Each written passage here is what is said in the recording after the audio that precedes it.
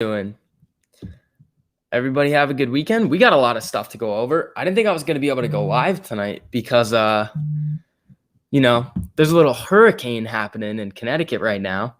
So like the power, this is also my new apartment. So the power was just flickering on and off all day. At one point we did lose power and I was like, I'm not going to be able to go live, but there's always a chance that just randomly we'll just have the power cut off and that'll be it. But we're going to try and see how it goes. What's going on, people? Oh, you guys are going to Taco Bell without me? That sucks. Let's see. How we doing? Oh, what's up, Chris? What's up, Eric? Pam's in here. Auto Spa, Bliss, pushing. What's up, guys?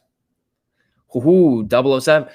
007, you see the new Bond movies coming out? I think it's in September. That's going to be a good one, I believe. All right. Hi, Vix. Hope you got moved. Yeah, it was pretty easy. I like my new apartment. It's pretty cool. Let's do a quick Ortex update before we start getting into everyone's questions. Let's see. Okay, so going into this week, we have utilization at 89.02. It's down a little bit, but when we pull up this utilization chart, it's still high.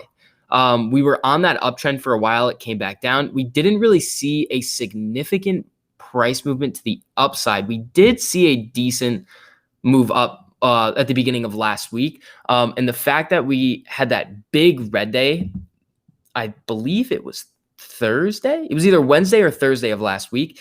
The utilization will probably shoot up. We have short interest, 17.85%, still incredibly high. We got to get STV a green screen. It's literally a wall. What's up, Brian? So that's where we're at for utilization. We can take a look at the option chain too. Let me take a look at Stonko Tracker. We can do this whole options argument too. I've seen this floating around so much over the last week. Can't even spell again. There we go. Let's see. Yeah, we're gonna do a little options spiel for everybody, because I think everybody's kind of blowing it out of proportion. SV, did you get my DM or am I on a T plus 35 response? 007. I'm gonna have to look. I'm gonna have to look for that. I've been turning off my Twitter notifications because it's just like buzz, buzz, buzz, buzz. It feels like my phone's ringing 24 hours a day, and that's just not good. Okay, so coming down here for this week, August 27th, we already have only 14,778 calls in the money, 14,584 puts. So if we're going to see a move at the market open tomorrow, based on the hedging that the market makers are going to do, it would weigh more towards the buying side, because when you hedge the puts, you short. When you hedge the calls, you buy. But again, after a monthly options expiration date, you're not really going to see a lot of open interest or volume on the option chain. You could if people are YOLOing, but over the last 4 weeks, a lot of people, if they were buying options, they were buying them to expire last week. So what we're going to start seeing happen is these right here, these September 17th. We're going to see these start to pick up, these 35s and 36. 38, I think, is going to ramp up a lot. And then these 40s could really get up there. We could eventually see this double in terms of open interest. And the open interest is the amount of contracts that people are holding in their brokerage accounts. You're becoming a bigger star, bro. Keep it up. Steven, thank you, man. I'm just a college kid on YouTube. Let's see. Is TMI still shorting avocado futures? I'm not sure what his position is, but it wouldn't surprise me. I wonder if STV will short again tonight. You know what? We'll just have to wait and see. Geez, everyone talking about a big week. I hope so. Chris, when I say a big week, it doesn't necessarily have to do with AMC. Yeah, we easily could get a decent price movement to the upside, but the Jackson Hole Symposium happening this week is going to be really important. The like would love to be smashed. It would. If you guys don't mind hitting the like button, it just helps get more people in here. And as we all know, the YouTube algorithm right now is kind of messing with the AMC YouTubers. It's putting like CNBC and stuff at the top. I haven't seen them do it recently, but in order to beat all the FUD that's getting spread out there, it just helps to drop a like. But let's see. No expectation, only hold. I'm going to send STV one of those hang in there cat posters. I could get, you know what I was going to try to do, 007? I was going to try to get one of those like neon like signs with my logo. That would be pretty cool. Like button sounds like my ex. Ooh, that's tough. Okay, yeah. So this September 17th date, the next monthly options expiration is pretty big. It is the end of the quarter, so there's going to be a lot of moving parts once we get into September. We see a decent amount at the 45s, decent at the 50s, but a lot of these options are going to populate really heavy in terms of open interest. But what's interesting is that a lot of people are gambling on these 145s. It's entirely possible that we get that next leg up. A lot of people have been talking about the cycles that AMC's been through. It'll rip up. It'll kind of bleed down for a while. It'll come to that level of support, that ascending trend line, and then just rip up again. So a lot of people are expecting that to happen over the next couple of weeks. It easily could, but we just don't know at the current time. Let's see. 145, dangerous. Yeah, it's very dangerous. And then let's get into this little conversation about options, because a lot of people, I see it a lot in comment sections and on Twitter, they're like, don't buy options. These blanket statements are just kind of useless. They like, you can't just say like all hedge funds are bad or don't buy options. Like none of this stuff like applies. So when you're talking about options, it's good and bad. I'm going to say this time and time again. If you don't know what you're doing with options, you probably shouldn't be trading them. If AMC is the first stock that you are buying options on, I don't think that's the smartest thing to do. But again, do whatever you want with your money. It's up to you. But here are the two sides of it. One side is you're generating liquidity for the either market makers or the institutions that are selling you those contracts. Okay, so you're generating liquidity for the institutions that are most likely bleeding out of liquidity right now, so you would be helping them. I get it, it's bad. That's where the don't buy options thing is coming from. But on the other side, when we look at the chart for AMC over the last 6 months, this rip up right here was just gamma squeeze and FOMO rally due to all of those options expiring at that $40 strike for June 18th. So without those, we wouldn't have seen as aggressive of a price movement, because the market makers wouldn't have had to, or the institutions wouldn't have had to hedge those options that they sold. So there's two sides to it. If you're smart about it, you're not going to go gamble on these crazy, wild YOLO plays and just generate liquidity for these institutions. But if you want to buy options, go for it.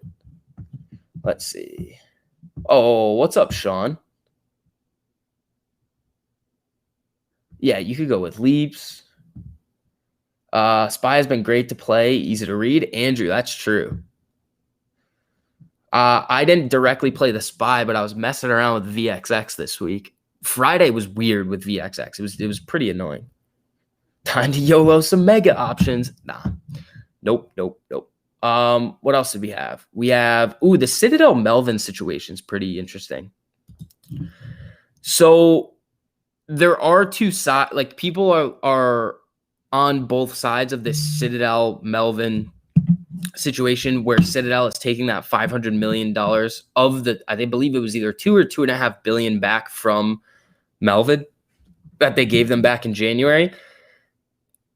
You can't paint that in a good light. You just can't. There's nobody that can say that that's not a net negative for Melvin. It's just, there's no way to just be like, oh yeah, it's fine. No, with these institutions, capital is their currency. If they don't have capital, they're not going to be able to make the trades that they need, make enough money. If you start siphoning away that money, especially if you're Citadel, a giant player in the market, and you're taking away money from a fund, well, Citadel's not the only investor in Melvin. There's Point72, another giant fund, and then there's probably a bunch of other investors as well. Now, if the other investors are seeing that either Point72 or Citadel is starting to take money out right after their redemption period expires, That's going to spook a lot of people because they're going to be like, why are they taking money out? What's going on? Well, obviously they would want to take money out because Melvin is still down like I believe it's 42% on the year. Oh, by the way, I heard Billions is coming back on the air with new episodes. Oh, I'm rewatching the I'm on the last season, but I've already seen it, so I'm just rewatching it right now. That's going to be good. Let's see here. Thoughts on upcoming week on AMC and potential price? No idea on the price, but typically when we see green Fridays for AMC, we also see green Mondays. So there's that. So we could open the week strong, which is always a good thing to see. Now, what people have been saying is that we're right around where we were at the beginning or end of May. That's what a lot of people have been talking about, that the technicals, where the price is, what the chart is doing looks a lot like what happened before the really significant run up in June. Now, if we're going off of that and that is true, then we would expect a big price move to happen within the next 2 weeks. But again, nobody knows. Flip, thank you so much for the super. Shout out to all you guys that sent in those supers. Without you guys, we wouldn't be able to keep doing what we're doing. So thank you so much. Flip says, I see you have power and are safe. The storm was not that bad. Good to see you, fellow ape. Flip, yeah, thank you. I went out this morning and it really wasn't that bad. A couple people I know lost power around the town that I go to school in, and that was really it. Like, there's nothing crazy. I mean, it was literally just a rainstorm so far. But thank you so much for the super. Monday should be a good day for AMC. I'm hoping. Let's see. And then, oh yeah. Okay. So we have to go over to the Jackson Hole Symposium because that's going to be real big for this week. Real big. Because here's what's going on. Everybody has been talking about the Fed raising interest rates eventually and the tapering of asset purchases. 2 weeks ago, the Fed came out and they made a comment about tapering, and it looked like they were going to do it sooner than expected. Now, the market did not like that. When we pull up the SPY right here, I don't know why I have 2 AMCs up. That's weird. When we pull up the SPY, here's what happened. 447 all the way down to 434. Decent drop, about 1-2%. But again, that dip was bought right back up. So you can see that there's kind of like a trend that we've seen. Every single dip over the last 3 months that we've seen, dip, bought right back up, dip, bought right back up. So what people are looking for is on this year-to-date chart, a break of this 50-day moving average on the SPY. If the SPY breaks below this 50-day moving average and stays below and is now going to use this moving average as resistance, then I think we could easily head down to this 200-day moving average, which we have not touched yet in 2021. And the fact and that move is not that, I mean, it's big. It's like 10-11%. It's a big move, but it's going to feel a lot bigger to these institutions because we know everybody's already over leveraged. When you combine that with the restriction of qualifying collateral, like it looked like they were using those reverse repos to post as collateral. Can't do that starting September 1st. And then in addition, you also are going to see that uptick in margin calls, so like revolving around those OTC derivatives. And I've shown you guys the derivative exposure of the top 4 commercial banks. It's $168 trillion. The total exposure of all the banks, $188 trillion. So that derivative exposure is heavily concentrated in those 4 banking institutions. Now, so for OTC derivatives, if you guys remember in The Big Short, there's a scene where, if you guys like remember, where Michael Burry, Christian Bale's character, goes to Goldman Sachs first to have them make those credit default swaps on those mortgage-backed securities. They didn't exist, and he goes to them, they make an agreement, it's all good, done deal. There's 2 parties to that transaction, and that would be an over-the-counter derivative. It's not going through any exchange. It's just an agreement between 2 entities.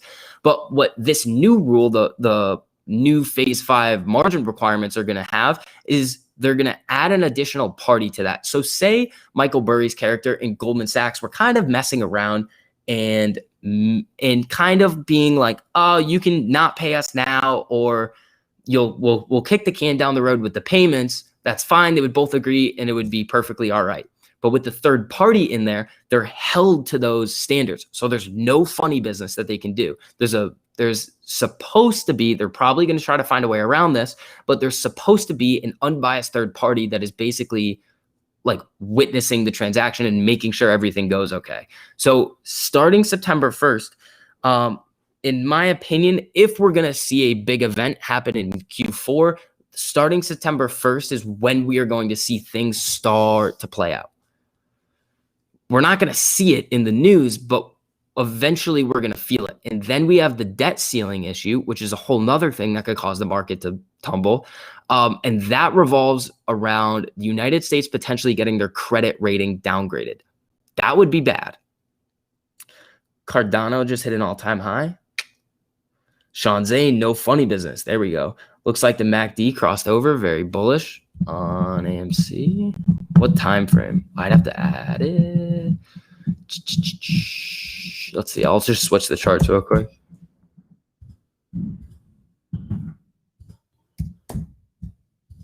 Let's see. Yeah, it did.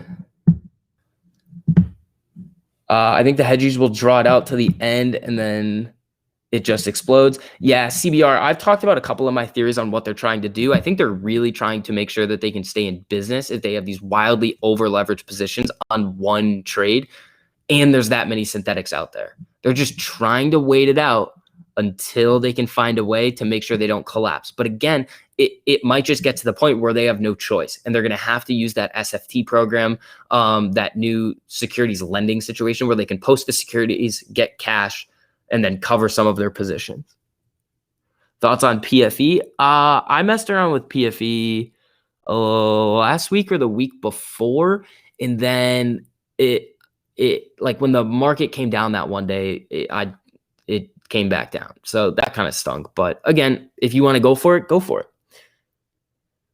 Sunday Fun Day. Thanks for all you do, STV. Love the Ape Nation. Jonathan, thank you.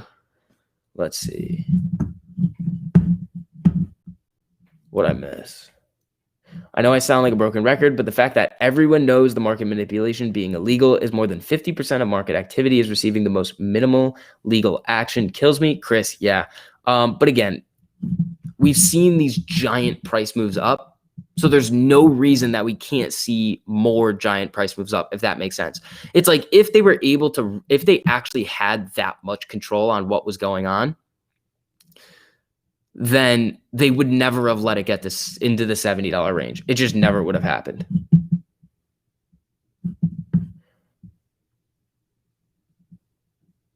Wait, is there a fake push-in?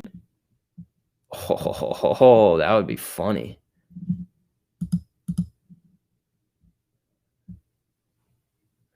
What was up with TMI walking at a children of the corn type field? Just kidding. I appreciate the motivation video he put out. Yeah, I saw that. That was good. Rive J, thank you so much for the super. I really appreciate it, man. Thank you always for great content. Do you think the hedgies can delay the squeeze to next year? I think it's very possible. We've seen, nobody really thought that we were going to get to this point with them delaying what's going on. So it's entirely possible that we could go into next year. But the silver lining to that is if it does go into next year and you bought in January and you get past that 1 year, it is now when you sell, it's going to fall into that long-term capital gain instead of the short-term. So the tax rate is going to be lower. Now, depending on what they do with the tax policy that they want to put in, it depends, but right now you would have to pay less taxes. So that wouldn't be the worst thing in the world. But thank you so much for the super. BlackRock is not on Citadel's side. I think that's silly, but I could take a look at it. Who knows? Everybody thinks that they're lending shares all the time, but it really doesn't matter at this point because they would have already lent them out. And the cost to borrow, like the borrow fee rates, aren't that high right now. So it doesn't really make sense for them to lend out shares. And even if they've lent them out already, they could just force recall them anytime they want. That's how those agreements work. And I don't think they have enough capital to draw this out after September for the rest of the year. It's possible. Ooh, what's up, Antics? Yeah, also, if you guys don't mind, just dropping a like on the video. It helps us get some more people in here. SV, what is that book about dark pools that you read in high school? It is Flash Boys by Michael Lewis.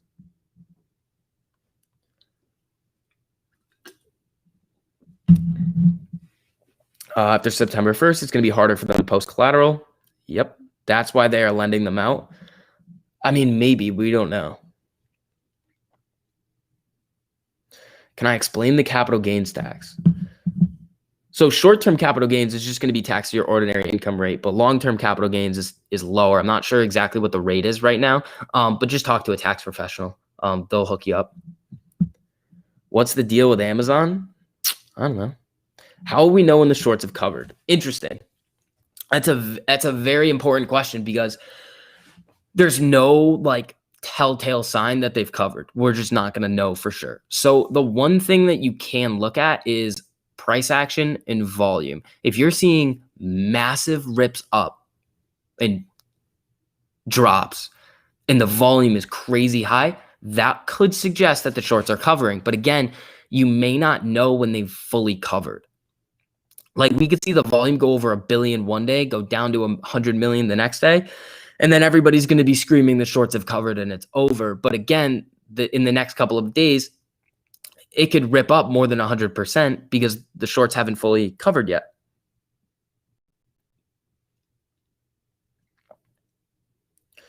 Did y'all see about Citadel redeeming 500 million from Melvin? Antics, I did. That's really interesting because there's no way to spin that as a good thing for either party. It's like you can't say it's neutral for Melvin, and you really can't say it's neutral for Citadel. Capital is like the most important thing that these institutions have. If they can get their hands on more capital, they need it, but they don't want their capital. They don't want people pulling money. But Melvin's taken crazy losses this year. They're still down 40-something%. They were down like 50% more or plus in January, and they've made their way back. But again, they're still down horrendously. And think about it. If you like have a position that goes down 50%, you now need to gain 100% on your portfolio value to get back to even. So if you've already lost 50%, now you have to have a 100% gain to get back to even. The odds are stacked against you. What's the deal with Brazil ADR AMC shares? It's nothing.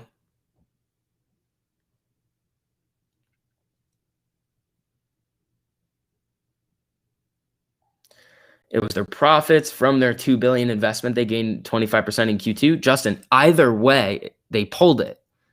Like if they had confidence in Melvin going forward, they would have left it with them.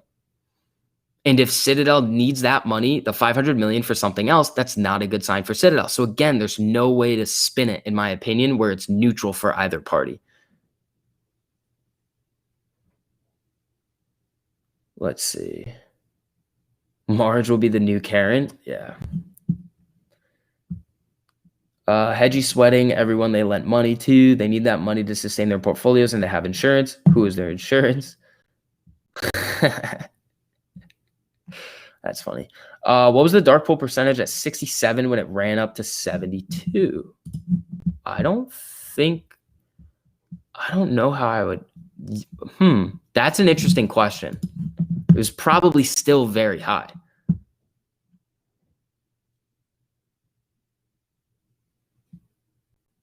Huge week next week. Are we going to see a jump? We could, but let's talk about this Jackson Hole Symposium a little bit more.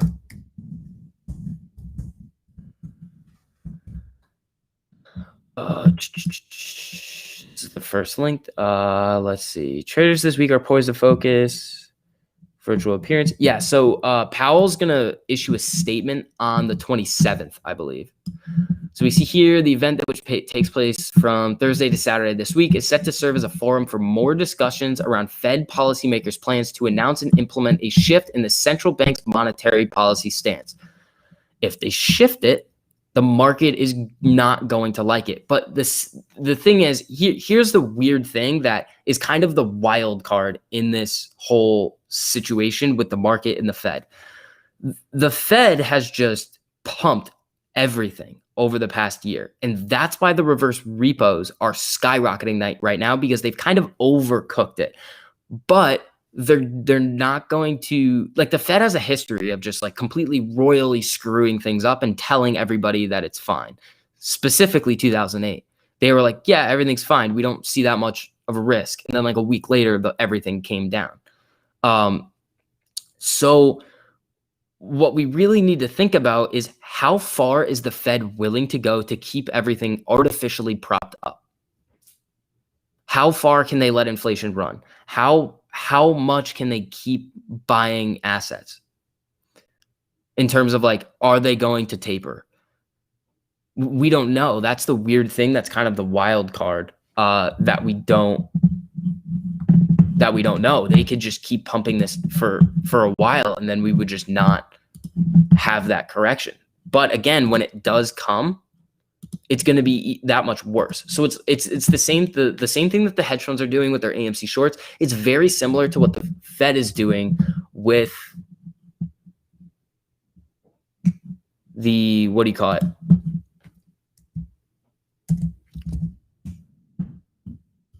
With what was it? At the basically propping up the market.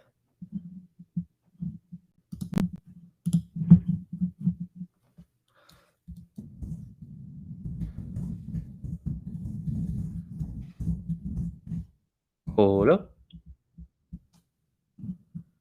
Let's see here.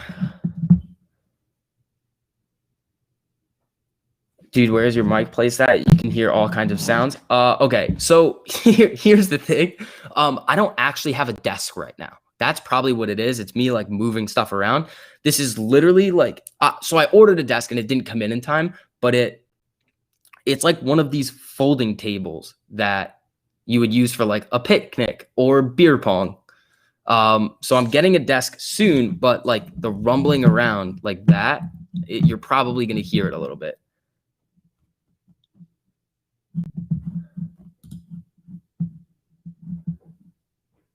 Let's see. The longer this goes, the bigger the overall problem is and the worse the outfall will be. I agree. Was AMC the main reason Melvin did so bad this year? No, it was GameStop. They took very, very large losses on GameStop. I don't know for certain if they have a short position on AMC, but again, there's no way to really tell who has these big short positions on any of these different companies. Like I saw that one table where people were saying that these were the top 5 companies short AMC, but what they honestly could have done, and I've heard this from a couple of different sources, was that they literally just took the put options and added up the total value of those and said that that was their net short position, which that's not how it works. Puts are literally just insurance. Like the main definition of a put is like, it gives you the right to sell. So it's literally just insurance.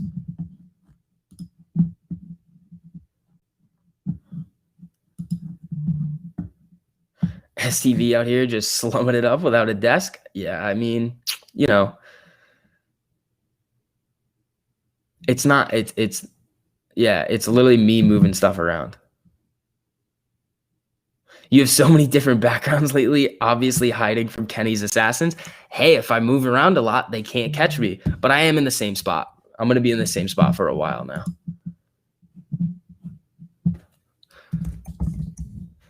Oh, we're going to get a special guest on tonight.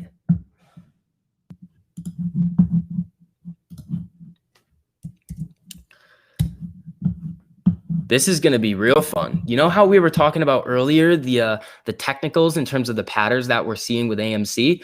Well, we're going to get somebody on that knows a lot about what's going on there. So that's going to be a real good time. It's okay, I'm donating antics. I knew you would do that. STV is an amazing beer pong player. You know what, Chris? No dates. But why do I keep hearing about September 1st? Okay, here's the reason why we all keep talking about September 1st. It's because that's when that new margin basically framework kicks in from the DTCC. So they've literally come out and said we expect a upsurge or a surge in margin calls starting on September 1st when these new rules come in. Now, margin calls doesn't mean short squeeze. That just means that they're going to have to post more collateral for their trades. Now, I believe this has to do more with initial margin versus maintenance margin, which hurts more. Because if you need more money to enter trades, you can't make as many trades. So you're not going to be able to get as over leveraged. And as these initial margin requirements go up, it's going to put a lot of pressure on not only the large institutions, but specifically the smaller institutions, which we should be focused on more right now, which I don't think a lot of people really talk about, because the smaller institutions are the ones with less money. And if they are also over leveraged on these different short positions like AMC or GameStop, they're going to be the first ones that need to cover. So it's probably not going to be the Citadels, the Virtue, these other giant firms that could have lots of money to maintain these maintenance margin requirements and generate the liquidity for a very long time. It's not them. For us to really get this going, it needs to be the small fish that get kind of kicked out first. Because when they start to cover, we could see that gamma squeeze, we could see that FOMO rally kick in, and then we get up to the levels where the big boys are like, okay, this is really out of hand. We don't want to deal with this anymore. But the small fish are really what people need to focus on right now.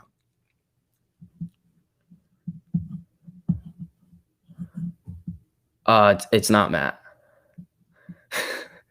Matt's always welcome to come on, though.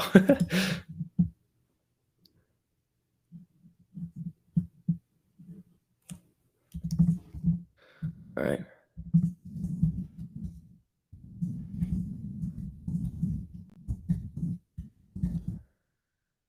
All righty.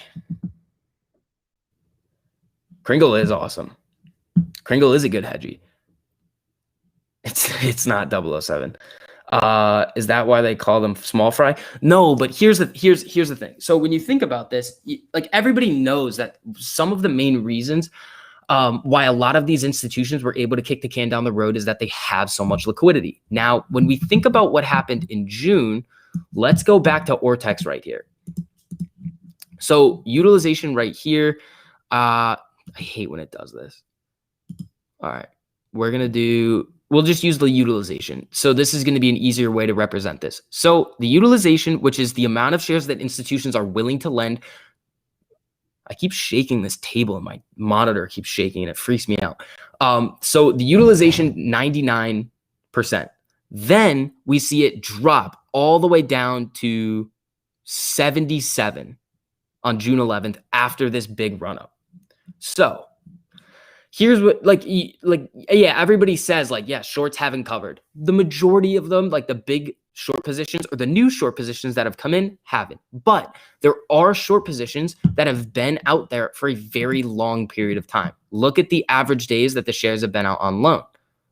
48 days. So the average share has been loaned out for 48 days. That's a very long period of time. And this shows us that the smaller institutions are the ones we really need to be focusing in on, because when we see the utilization drop so much and the average days on loan is still so high and we still haven't seen the vast majority of these shorts cover, it shows that these smaller institutions are the first ones to go. So when we see that June run up, yeah, obviously some shorts had covered, and that's definitely helped us get up to those levels, along with the gamma squeeze, along with the FOMO rally. But the large institutions with those big bad short positions on AMC probably were still able to maintain these margin requirements. So when we start to see these newer shorts that came in at these higher levels that got our utilization back up to almost 90% after being at 77%. So that's about, 13% of all of the shares that are out on loan. That could have been new shorts that came in. So we could then see again another round of those smaller shorts starting to cover, but the big boys are still there. But here's the thing. If we start to rip, it's not just going to be up to 72. It's going to be a lot higher than that. because look at all of these options here. And when we think, oh, that's not the correct date. And when we think about this September 17th date, it's going to cost them more money to hedge a lot of these options that are here than it did when the stock was trading at, or they had to hedge those 40s, because there's 61,000 contracts here. There was about 240,000 contracts at that 40. 22 million, let's say, times 40 is like, I don't know, 800 million. But when you do 6 million times 145, it's going to be a larger dollar amount that they're going to have to spend, putting more pressure on these institutions, pushing the stock price higher. And that could be when we see when these really big shorts start to cover. And I'm hearing AMC broke past 35 in the German markets. There we go. Let's see. I saw something about Amazon and AMC. Oh, Arnold, I think you're onto something. Did Amazon reopen talks with AMC? Can somebody send me that link? We can go over that right now. Just shoot me a DM on Twitter and we'll get that up. I'll look at this.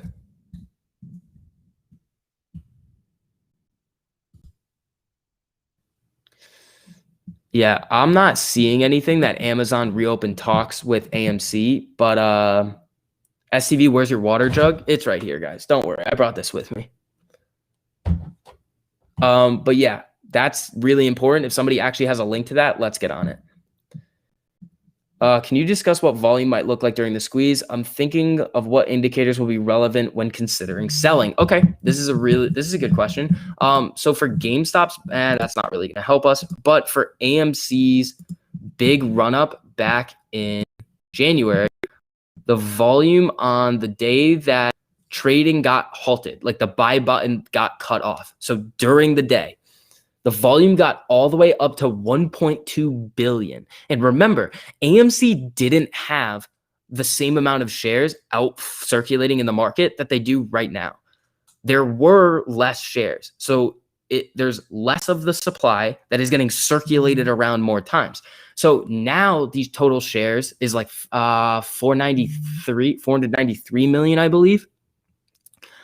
But the total shares is 513 million. So there's going to be more shares out there. So we could see the volume. And remember, this was the day that it got cut off.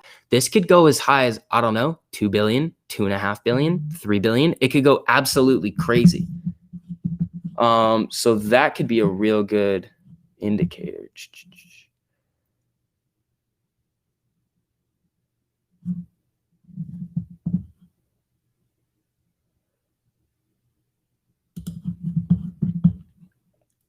They put me on a morphine drip once. Is that liquid IV? Sean? I think so. Wouldn't there be a period of very low volume since apes aren't going to be selling? Fee, it's very possible that that's the case. But when we look back over here and we compare these candles, we saw some decent volume here, but it's kind of shrinking as we get over here. So look. Right here, 167 million. What is this? 157, 93, 85, 97. So these are all at or around 100 or above 50 million. Now it's like 55 million, 47 million, 57 million, 86 on the big green days. But the volume has kind of started to fall off a little bit. You can see it down here. But if the volume keeps shrinking going into this week, it's very possible that that could be one of the signs that's telling us that we could be ripping.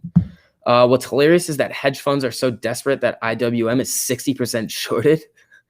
Yeah. So here's the analogy that I use to talk about the shorting of ETFs. So think of like you have 3 water bottles. You have 2 full water bottles and 1 like empty water bottle that's just got like a couple of drops of water in it.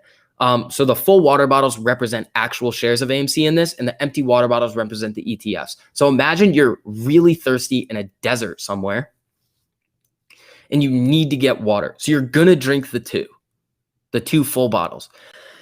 But say you're still thirsty. You're still going to try to get that last couple of drops of water out of that 3rd bottle. Is it going to help you? Maybe, maybe not, but you're still going to try to drink it. So it might not help you at all, but it's still going to get you potentially in a better spot than you were previously.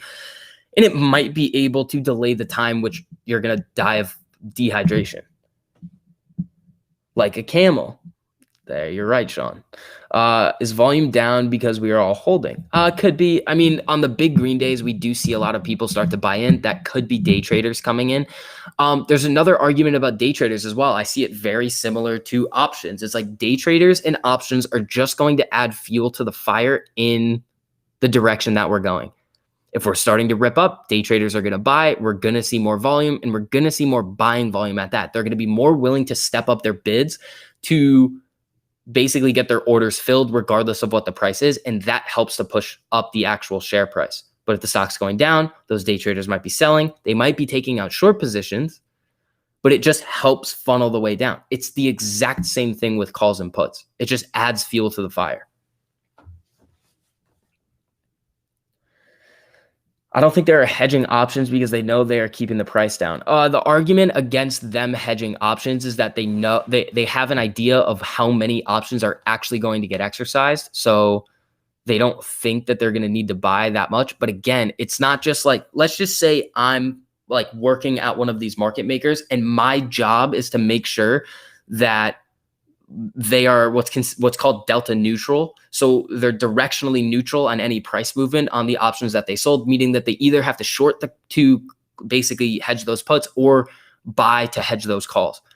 I, as a person, there's going to be no way that I could just like enter trades, like buy 100 shares, buy 100.5 shares, buy like this many to hedge those options, because the price is going to move. It's going to change the values of those options. And it's also going to change the deltas of those options too. So it's constantly circulating. So it's not just a person doing it. It's not like there's just one person sitting at one of these institutions that's like, oh yeah, this move that now I have to buy this amount of shares, or they can choose not to. It's algos.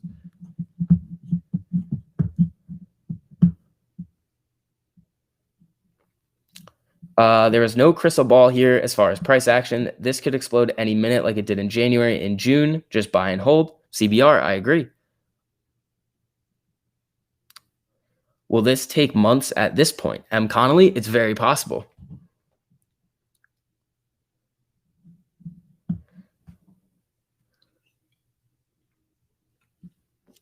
Let's see.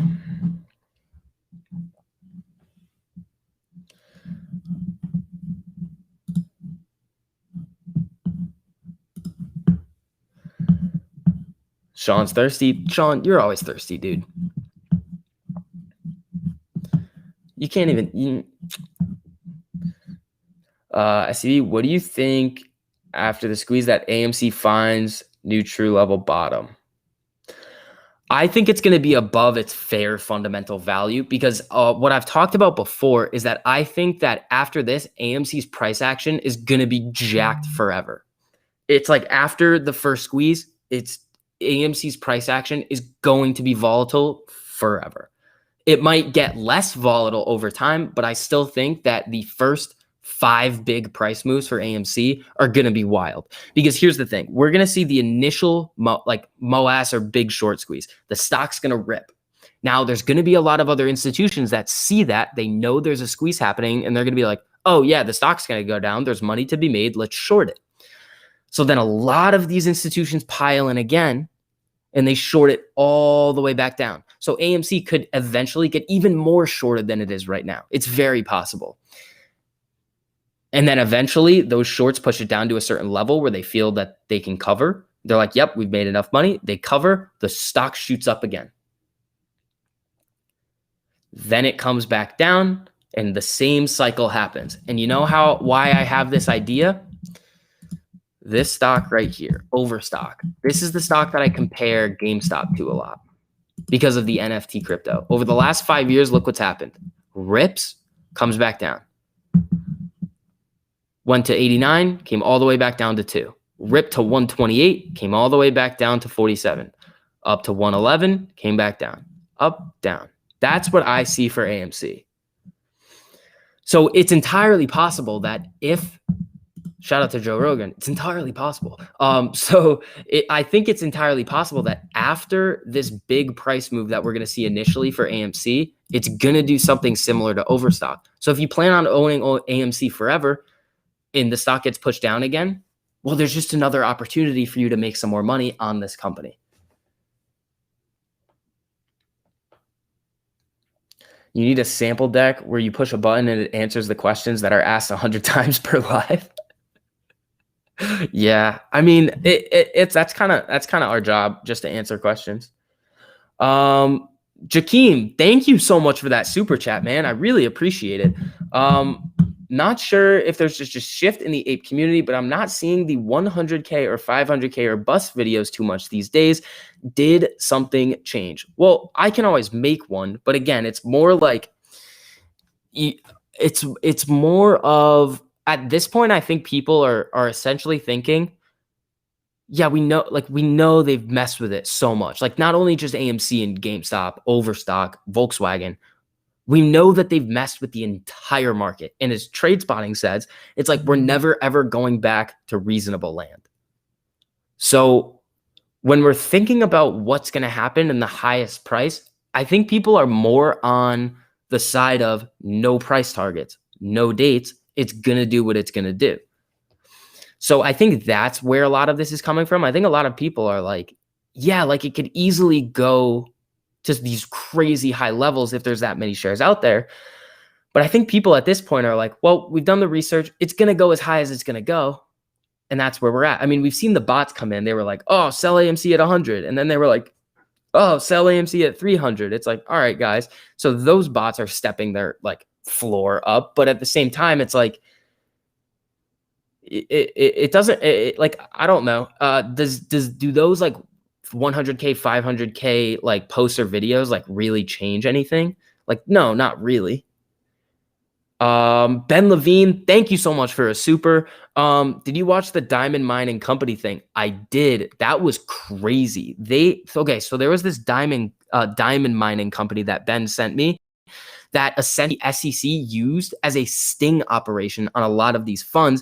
And they had like, I think the number was 3.5 trillion shares sold short. It was a BS penny stock though. So there were a lot of shares already in existence, but 3.5 trillion shares is insane.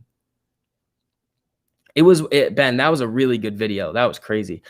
Is September 1st really something to be excited about regarding AMC price action? No. This is the thing. When we talk about September 1st, it's like the start of even more of a liquidity drain. Does that make sense? So it's like, yeah, we know it's going to kick in here, but we don't know when we're really going to see the effects of it in the market. We're just excited that basically the noose is going to get tied tighter around these institutions that are over leveraged and messing around in the derivatives market. Corey says, I have a couple shares at 1,500. Nobody has bought them.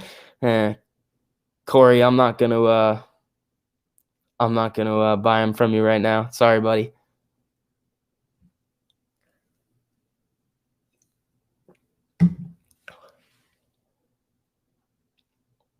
Motley Fool is trying to put a cap on the price psychologically. Yeah, they also think it's going to take until 2030. Like, those people are just idiots. First rule of September 1st is we don't talk about September 1st. I like talking about it. Kraken Kingdom, here we come. There we go. Nutty, the SEC collected like 2.5 trillion. They never paid out to shareholders. Yeah, Ben, there was also that lien on the Fed. It was like for trillions of dollars that there's just this outstanding debt that the Fed has. I forgot what that was though. I am stoked for all of your vids, man. Thanks for putting out the info. Joseph, thank you, man. Did someone say something about PFE FDA approval or something? I haven't not heard anything about the specifics of what's going on with Pfizer. I played it. I made a little bit of money and I'm out now. So we'll see what happens. Cody, thank you so much for the super. Is Robinhood going to do anything during this squeeze? Okay, that's a good question. So when we think about Robinhood, I'm assuming that you mean the company and not their stock. Most likely what they've done is put measures in place to make sure a situation like January can't happen again with the clearing corporations. That is my hope. But at the same time, this is why I've said in the past that I like this slow stair step up. I don't care how long it takes because, one, it gives us more time to buy, and two, it puts a lot less pressure on these brokerages and clearinghouses to like cut off trading and like cut off the buy button. Because if we rip too much all at once, these institutions, these brokerages may not be able to handle it all at once, if that makes sense. So hopefully they don't do anything again. But again, you got to think about it. If Robinhood cuts off the buy button, I feel like every ape is just going to either buy puts or short their stock because it's going to tank. PFE full FDA full approval announcement Monday. Ooh, interesting. Okay, here's the thing. Here's something that everybody should know about trading. Everybody in the chat right now knows that Pfizer is coming out with their FDA approval. That is a case closed, easy, buy the rumor, sell the news. Be very careful with what happens with Pfizer. I said this with Space a couple of like last month when everybody was hyping up that rocket launch. I was like, be very careful, guys. It's perfect situation for a buy the rumor, sell the news. So just be very careful with what you're going to do. This is setting up for one of those situations where a lot of people start to pile in because they think it's easy money, and then the stock starts to go against them.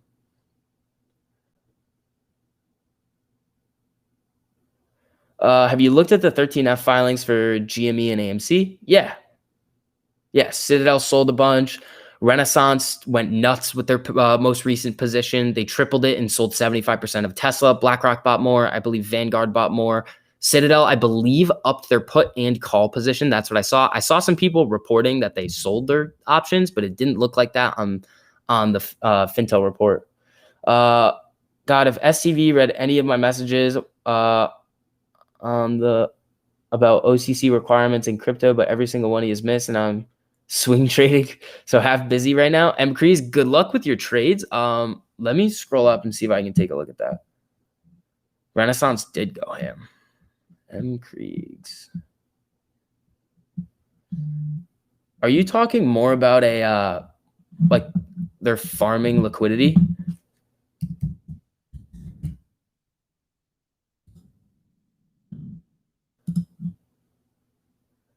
PFE already ran in the after hours when announced. Might get a good gap fill play. Yeah, just be very careful, guys. This is one of those situations where people chase it and then it doesn't work. And then people get upset because it was supposed to work, because in theory it is, but it's already been announced. So most likely you would have already had to have these contracts in advance for any price move, because by the time you get to market open or the stock starts to settle in after the market opens, after 15 minutes, 30 minutes, it's probably too late. But do whatever you want with your money.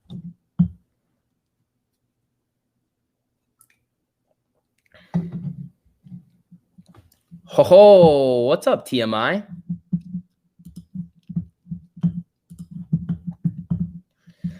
Yeah, sorry, TMI. I had to move out. I love you and Rogue, but it was time for me to fly. I'm a peacock. You got to let me fly. TMI, I sent you guys the link, right? Yeah, cool.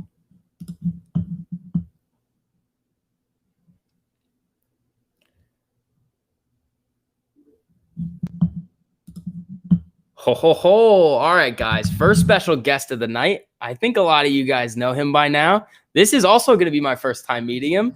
What's up, Astro? What's going on, man? How are you? Good. How you doing? Good. I'm in my car right now, so I apologize for the lackluster setup. Oh, you're good. You should see my setup. Well, it's better than mine right now. I've got a steering wheel. That's about it. Yeah, I just moved into my apartment at school like yesterday, nice. And my desk didn't come in time, so I'm on this like weird folding table. Oh man, I on one of those Yeah. I'm waiting to buy a desk, but that's the tried and true one. That's what everybody gets for their first desk, Yeah. So I watched your video on that cycle that you were seeing. It's like, if you look at it on the larger time frames, you see this price movement for AMC, you zoom in, you see it again. And can you go into that a little bit more? Because I'm not really a big technicals guy, but I saw that and I was like, Yeah. That looks interesting. That's pretty crazy. So if you Yeah. go to my Twitter, and there'll be a screenshot. There's a bunch of them, but you can pick one of them, whichever you think is best for the stream, that clearly shows what's happening. And I've even gone intraday and picked out where things line up. But for the past like 2 weeks on my stream now, I've figured out which fractal or pattern that we're in the middle of and lined it up from that previous day to the current day's chart on the stream. And me and my stream will watch it play out to a T. It's insanity. There's one, we'll call it the master fractal in particular, that this whole thing is adhering to.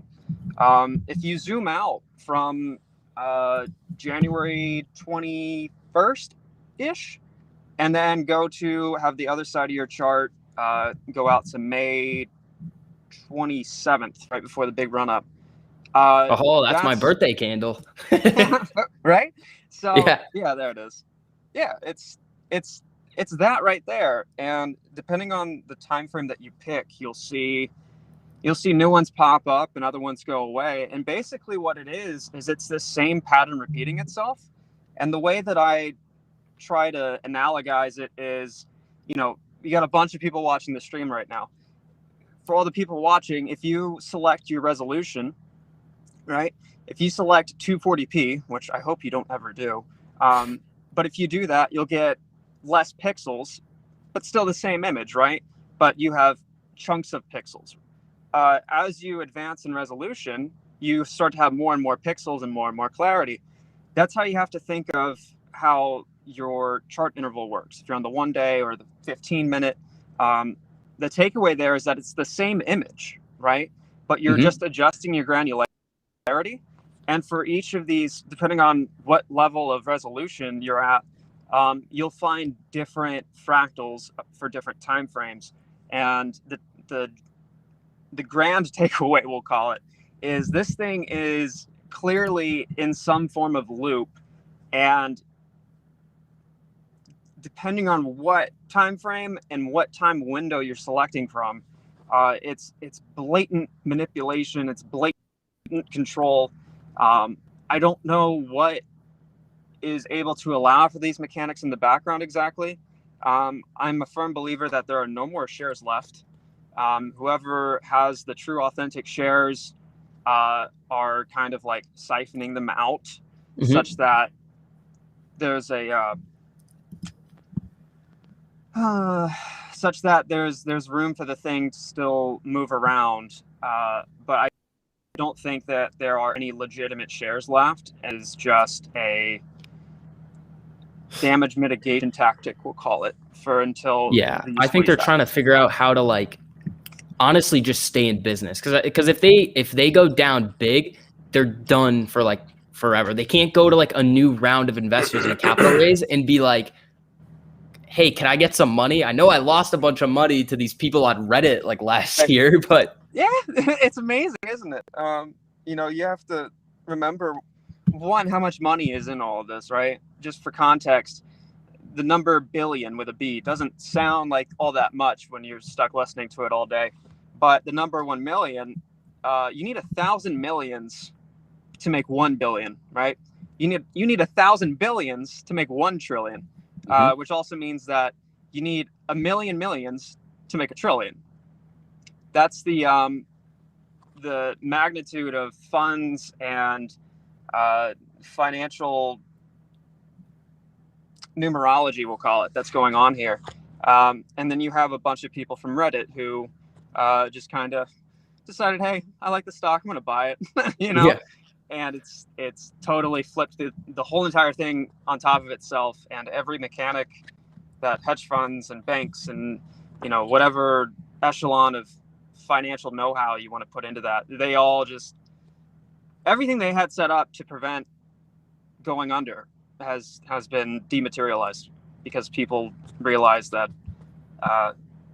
they can and will have a better financial future for themselves, and they realize that the predatory short selling is one of the most virulent, disgusting, and morally unjust thing to ever exist.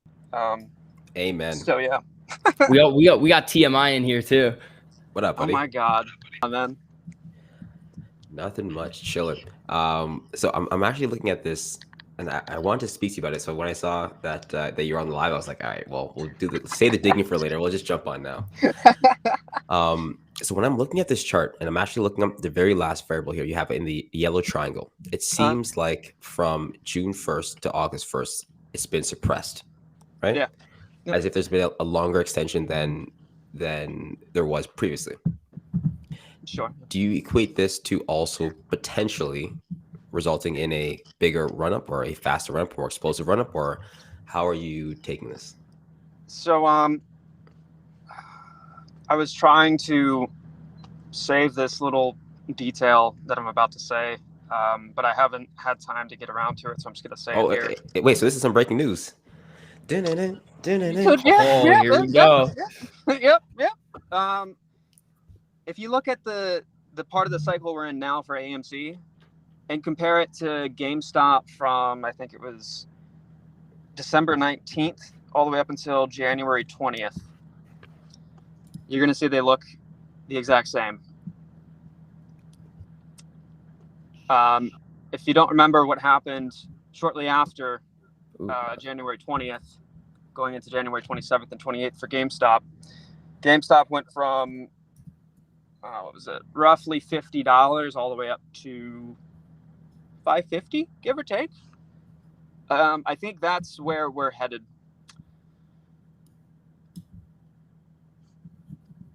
I'm not saying that there's a particular time frame for this. I'm not saying there's a particular price range for it, but yeah. You go to the pull up the, I think it's the 4-hour chart for both of them. No, it's the 2-hour chart for both of them. Use the log scale for your reference, and then just look at the price movement. And basically, AMC seems to be lagging behind GameStop's macro fractal movement. So I think that's pretty much what's going on there. And then if you look at GameStop's price movement, as far like you'll see the double Dorito is what I call it. That double Dorito is about to be flavor packed. See, defecate your brains out for the next lifetime for whomever is short. When are you coming up with that flavor? I love that. Right. So it's I think we're gearing up for something massive. And if you look at everything else that's been going on in the background, you see these new margin requirements for the over-the-counter derivatives markets. You see Citadel now going after a piece of what they use to bail Melvin out. You see even the FINRA margin report. I don't know if anybody's ever seen that. If you look that up, the thing skyrocketed. The margin debt data? Yeah. Yeah. It just came back too a little bit. I'm telling you, like there's it's all over the fractal that I've been talking about, that particular pattern of you go up, down, retest, down, and then you bleed off, and then you kind of get held down. It's basically the chart on the top and the bottom of the screenshot you have pulled up, Vix. That pattern is all over the place of every time interval, of every time window. It's all over the place. And when you sum up the logic of how this thing works according to that, to me, and not financial advice, by the way, and that goes for everybody else in the call, with the model that I have put together, this thing is about to go haywire. So it would make a lot of sense too if we're comparing it to the June run up, because that happened about 2 weeks before we had like the expiration date for that crazy $40 strike that everybody was betting on. Good point. Excellent point. Yep. Excellent point. Yeah. And if you look at what it is for September now, I believe it's September 17th. still high. It's 145, I think. Either 145 or 140. Yeah, the 145 has got like 61,000, which is a lot. Yeah. That's going to cost them more money if we ran through 145 than what it cost them to hedge the 40s. Yeah, it's amazing, man. And when your stream is over, I gotta plug this real quick. When the stream is over, please go check out a video that I did that explains all this. After the stream, Is this the older video? Huh? Is this the older video? No, I put it up. I think it was Friday, because that's when. Okay. Yeah, let me link that it video in the chat right now. Oh, good. I don't want So to you take posted away that video, from your viewership, and so. I was away for the weekend, but I caught the video on Saturday evening. I made like a 2-minute video where I was just like, people relax, like we're heading towards a bullish run. I said shout out to Astro in the video because I saw your video and I was like, okay, I was gonna talk to you when I got back. So I just got back a couple hours ago. So I'm gonna go through the video again. I definitely want to do a breakdown on that video, but I want to do it after this week. Yeah, I mean, whenever. Because I think we're gonna start seeing some bullish action, and I don't want to. I'd rather you be able to say I told you so than say look out. You know what I mean? Like we'll wait a little bit first, but it looks. Yeah, I mean, it's that pattern, man. When you see it, you can't unsee it. That's ever since I've been able to put this thing together. I've been saying when you see the pattern, you won't be able to unsee it, and it's just amazing. It screws with you mentally when you realize that the whole thing is just a repetition of itself. When you complete one pattern, you're actually just creating another, and then you're also adding to another at the same time. There's like mini ones in it. That's what I saw. There's like the big one, then there's like the little ones, then like in that one there's another little one. Yep. And I like it because it's kind of one of those things where if they have realized where their best opportunity, I mean, it's not great, but it's a good insight into what they think is the best possible time to have it run up, which means the least amount of confidence amongst retail investors, the least amount of unity, like the most amount of friction in the community. Like they, if you think about it, if they're timing it right, we are on the brink of just punching each other in the face in the community. Like everyone's kind of like a bit on edge, right? So they're just like, okay, let's get it now. Like it's a good, and maybe that a little bit of time, that extension that we saw in between the first and the second run up, maybe they just need some more time for, I don't know, maybe divisiveness. I don't know. Well, so this is the thing, man, and unfortunately, every great figure in history that has preached for unity and peace, like Jesus, Gandhi, JFK, Martin Luther King, unfortunately, the one thing they've had in common is a bullet in the back of the head. So despite that, I'm going to go through with this anyways. This is why I'm wearing a mask. But if you're on either side, like if you're somebody who has a form of verbal extremism, we'll call it, when it comes to if you're on the AMC side of things or the GameStop side of things, it is so counterproductive and counterintuitive to try to create a war between you and somebody who also is in the same position, just with a different ticker as you. It is like, I understand where some of the passion comes from and the enthusiasm comes from. But when you realize that back when all of this was being committed, the predatory short selling, trying to drive companies into bankruptcy, there was no discrimination between what the tickers were, okay? And so now that we're coming out of the victorious side of things and the just side of things, there should be no division from the opposite side coming in from the opposite of results. It's so sad to think that there's some form of difference between us, the same way that some people are stupid enough to point at someone and say, hey, you're white, you're stupid, you're black. Exactly. And I'll piggyback on top of that. The issue, the reason, I understand this is a very... I don't want to go too far, but I'll put it this way. One of the people that you spoke about, the reason why he met his fate was because of the change from it being a race thing to it being a poor thing. Once it was, let's get a bunch of people that don't have the wealth together, that's where the issue started. Right? So I there's definitely something here. Yeah. Let's leave it like that so we don't get short of it's canceled out here. Yeah, right, my bad. Asher, we have a question for I you love in the chat. Ben's asking, I'm of the thesis that naked shorting has created so many synthetics it's easy to trade. I'm not understanding the no shares left thesis. Could you explain? So the idea that there's no shares left, basically my reasoning for that is when you look at the institutional ownership levels, when you look at the ownership levels of retail and others who don't have millions of dollars to their names, if you just take a step back and look at what that implies as far as what remains, it paints a very grim fate for those who would have to recover some shares by short selling in the past. To curtail that into the no shares left idea, I think whatever is causing this movement is a derivative of what shares are left. So whether that is your options chain, some over-the-counter derivatives market that was made. Someone was mentioning to me that there is a equity swaps return, I think, that was created, that was just recently discovered. I think that the price movement is indirectly created from whatever is left of the authentic shares, especially with the way that the volume is moving around, how the volume always falls into this converging wedge pattern, we'll call it. The pattern of volume looks the exact same as it did back from the run-up in January, the run-up in from January to late May. It all just, it's this constant repetition, and the volume pattern has, in a very linear fashion, been reducing.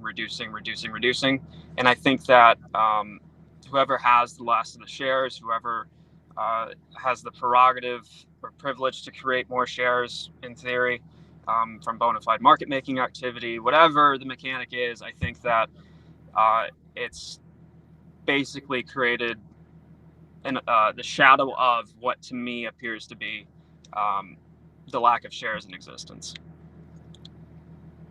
Yeah, I think also it's kind of like, if we're thinking about the fact that there's like no more real shares, it's like, well, the people that have bought them, the institutions, they're probably just holding them at this point. The second would be like, okay, well, if there are then shares circulating around, they must be shares that shouldn't be there in the first place. So like the whole no shares thing, it's not so much like you can't buy, it's just the shares that you are buying are potentially not real legally issued shares. Correct, but the way that I've always tried to explain, it's not that when you're buying shares that that when it comes time to fetch the real shares, right? That will never invalidate what you've purchased. It's right. The same way that if Walmart, right, suddenly had been sending people empty boxes the entire time, when whoever that financial regulating body is brings justice to Walmart for, again, all hypothetical, just so that nobody gets confused, and I don't get sued by Walmart. You're not going to be held liable. And the person who handles that case isn't going to point at you and say, oh, well, you should have known that you weren't buying anything real. That's your fault. That's not going to be the end result. It's going to be Walmart or somebody that is affiliated with Walmart or that form of corruption, hypothetically speaking. You would somehow be compensated for that, right? But you still have that replication, we'll call it, right? It's still the same. No, I like that, because but with that same analogy, if the empty boxes are never opened, then no one knows. You're just buying you're buying the box. They want to get you to sell the box, but as long as they don't open the box, what's in the box? Hey, Asher. Chris set the super in. He wants you to give him a hallelujah. Let's go. I'm gonna give a volume warning. Just go for it. Just because my community's used to it, but hallelujah, amen, brother, amen. The other phrases I use for this, I don't want to produce any profanities on your guys' channels, so we let it fly sometimes, just not too often. Right. Yeah, no, YouTube already came after TMI. I don't want the smoke from YouTube. Lays says NSCC 010 filing confirmed August 23rd essentially prohibits the use of naked shorting and FTDs. No, I believe that's not what that rule says. I believe 010 was just a really long document talking about basically controlling like fire sales with some other stuff in there. That's the biggest thing that I got from that one. And I also don't think it's confirmed for the 23rd. I'd also like to make the point of, if you look at the writing on the wall with all of this and like the jump in regulation that's being legislated and the verbiage of all of it, right? Like if you were to make a chart out of yearly financial regulatory filings being published, it would look like our charts where it spikes out of seemingly nowhere, right? And then you dive into the verbiage of it and it all has this very insinuative, implicit undertone of short selling, over leveraging, over allocating, market catastrophe, this, that, and whatever. Like it's the same thing that someone like Michael Burry would look at and be like, "Hey, kind of seems a little fucky. That definitely is not normal verbiage, and definitely not a normal means of volume coming from financially regulatory bodies. Yeah. It just seems a little weird, you know." Transparency, thank you for the super. Ben says, Astro, do you believe that naked shorting has created billions of synthetics? I feel like if the synthetics exists, it explains the trading. I'm not sure on the number for it. There's been a lot of estimates made. I do believe that there is an ungodly number of synthesized shares. Yeah, keep it like that. The number's gonna come back to bite some people down the line. Because we just don't know. Like, there's no way for us to tell unless we did like a savo of like every single person in institution voted. That's the problem. You also have to remember too why, and this involves market fundamentals here, and I think that it's a great point to be made, because the more that you can explain something with fundamentals of the encapsulating concept, the more you can drive that concept home, right?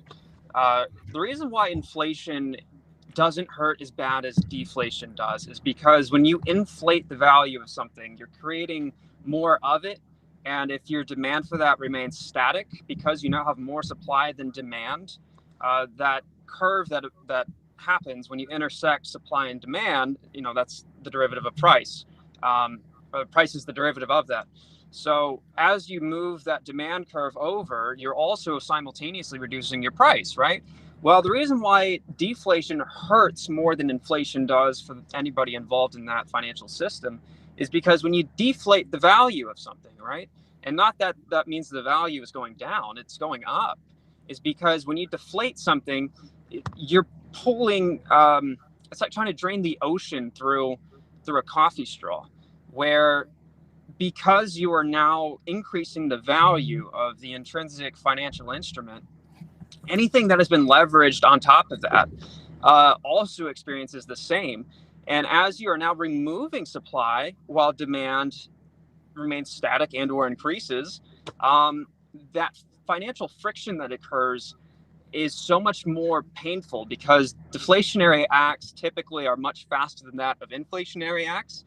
And any debt, any margin, any IOUs are going to hurt that much more for those who had taken them out. If I loan you $10, right, and that $10 can buy you, I don't know, call it a Guns N' Roses hat, right? Which is a joke, by the way, because I paid like $50 for this, but I still love the band. But if that buys you a GNR hat, right? But then deflation comes into play, where now $10 can buy you, I don't know, a Nissan 370Z, right? When that IOU comes around, where you had owed me $10 for what used to be the value of a hat, is now the value of a car. That IOU is no longer as meaningless and innocuous as it had began as. It now has a lot more implications to it. So when these real shares, which you can kind of compress into an idea of inflation and deflation, start to be scrutinized for if they're authentic or not, you're instantly saying to those who had issued unauthentic shares that, hey, the ones that you had been issuing and the ones that you had been trading and the ones that you have been falsely injecting into an equities market now are worth a lot more than you had thought that they were going to be in the long run. They are now actually much more than you could have ever thought. So, hey, portfolio manager, CEO, CFO, any of your cronies, yeah, your McLarens, your Koenigsegg's, your Ferraris, your vacation homes in Italy, yeah, even your 120-foot yacht, Mr. Ken Griffin over. Yep, that goes too. Everything that had been used to profit from predatory short selling and any manipulative market making activity, it's in the same thing. I like to correlate physics to financial markets because they resemble a lot of the same mechanics, where for every action there's an equal and opposite reaction. If you're going to try and devalue a company and profit at the time, anything that was purchased with those profits or purchased with that false and it all is going to go back. Everything that you purchased with that money, everything that you had done with that money, anyone else had done with that money, down that chain of events with money, they're going to feel it. It will all resolve to a net sum of zero, which is what equities markets and any market of any type is supposed to. I call it financial friction. It's how things move around in a system. It's how things move around physically. So it's just, again, if you're trying to drain the ocean through a coffee straw, there's a lot of friction involved there. There's going to be a lot of pressure there. And that's what we call a short squeeze. Exactly. There was somebody said you rock, Clay bro. Guys, this is Astro. You guys can follow him on Twitter. Jeez. At that guy Astro. And Astro, your YouTube is just Astro, right? It's Astro Stonk is the URL for it, but yeah, Astro will do it. Cool. If you don't see a guitar somewhere, you've got the wrong guy. Oh, we have a big week ahead of us. This could get interesting, or we could see nothing. Who knows? Yeah. Well, this is the thing. So I even told, I think we're in the same group. We spoke to the mods ahead of time, like, hey guys, look, we got to get ready for the next few weeks because, there could be mainstream media watching the live chats now. Like, we got to make sure we clean things up a little bit, right? They're gonna have a hell of a time with me. Sorry, I can only imagine. It's gonna be great. I think there's also something to the fact that inflation's moving at an extremely higher rate than I think mainstream media is putting out there, right? Yeah, they're not saying what it is. Like, of course not. They'll just say it's in control. Like, the Fed can't come out and just be like, everything is screwed. Exactly. But take this in. Do you guys think a MOAS 6 months ago with inflation is worth a hell of a lot more than a MOAS now? Just think about this for a second. If every single day the dollar is being devalued just a little bit, then the longer they put it off, the less viable the MOAS would be worth per stock. Mind you, if you're in it for the long run, you're down to hold it down. You're good. Like, don't get me wrong. You're going to be cooking with Crisco. You're going to be chilling. Absolutely fine. But if you think about it, kicking the can, if you think about inflation, there is actually a small benefit, even if it's a fraction of the price, even if it's like 5%. You know what I mean? Like kicking the can, there could potentially be some sort of advantage there in doing so. Because we're always trying to wonder, like, why are they kicking the can so much? They're losing money. Maybe they're just waiting for the government to start printing a lot more bills before anything happens, right? So that's honestly probably what's going to happen in the next correction. Like, we saw what happened last March. It was just steep drop and bounce right back up. I don't think they're going to let it tumble unless they have no other options. Yeah, and we're going to be definitely throwing some basketballs in the chat when that stuff happens. It's going to be bounce all. That's what is so damning, right? That's what one of my viewers, his name is Van Cleavage, but it's Van CLVG_. He did a DD that's on the AMC stock subreddit that explains very, very, very well. What's his name? Van Cleavage, but it's. Is that me? What happened? Oh, damn. why there's a ton of reasons why the squeeze has to happen. Oh, I think he's got bad service. Oh, okay, I thought it was my thing freezing. Collateral. Pristine collateral is regarded as, if there was an event where some form of lent securities needed to be called upon, right?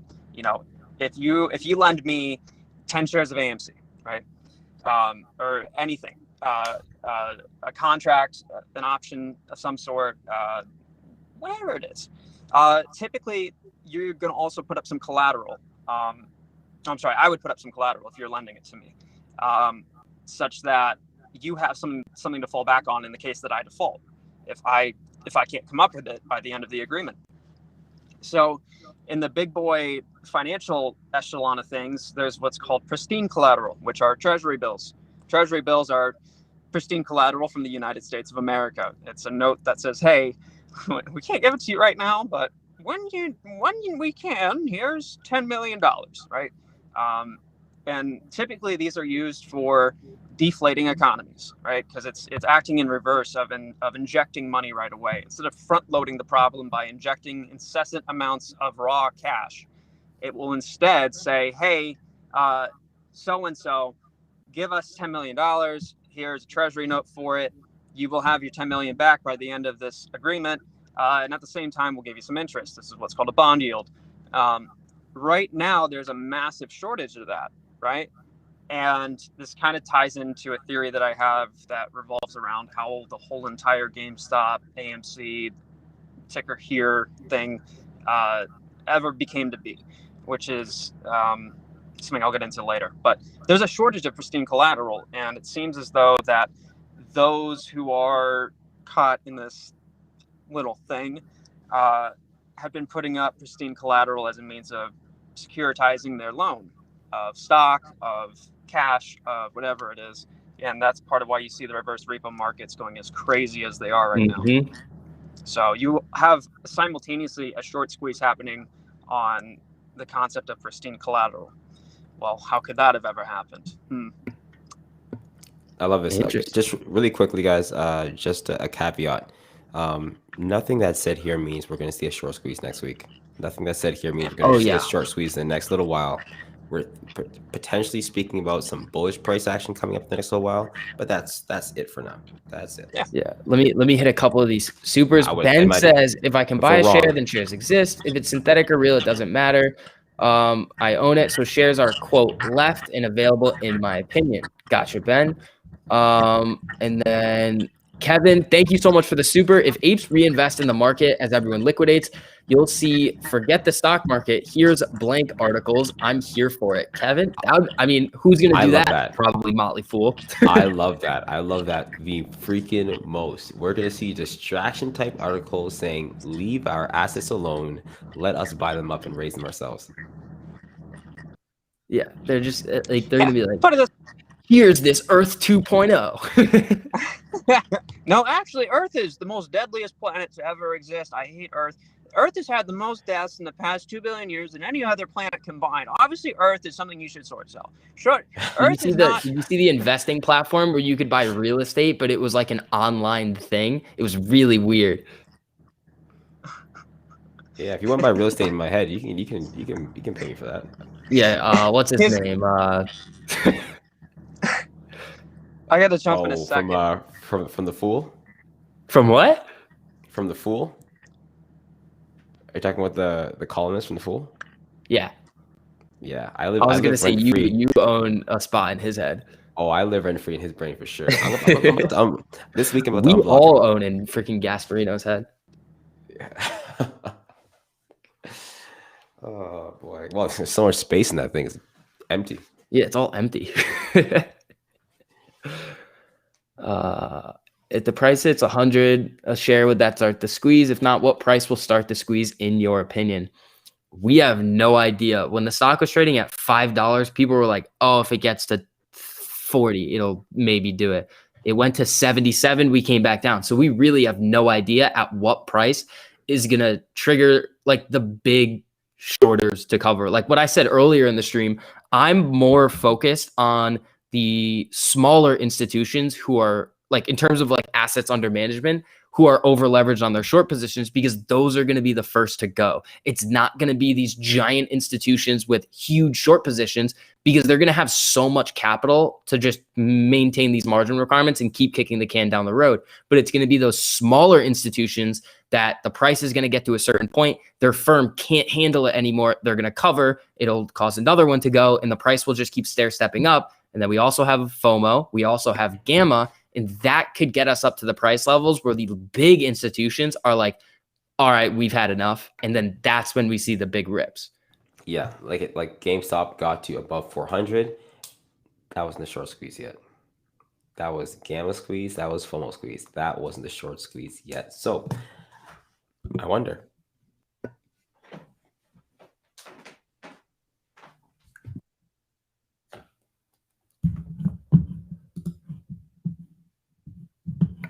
Wait, can you hear me? Yeah, I can hear you. Oh, I think Astro might have had bad service again. Damn. Every time I see him freezing, I'm thinking, okay, is it me freezing or is it him freezing?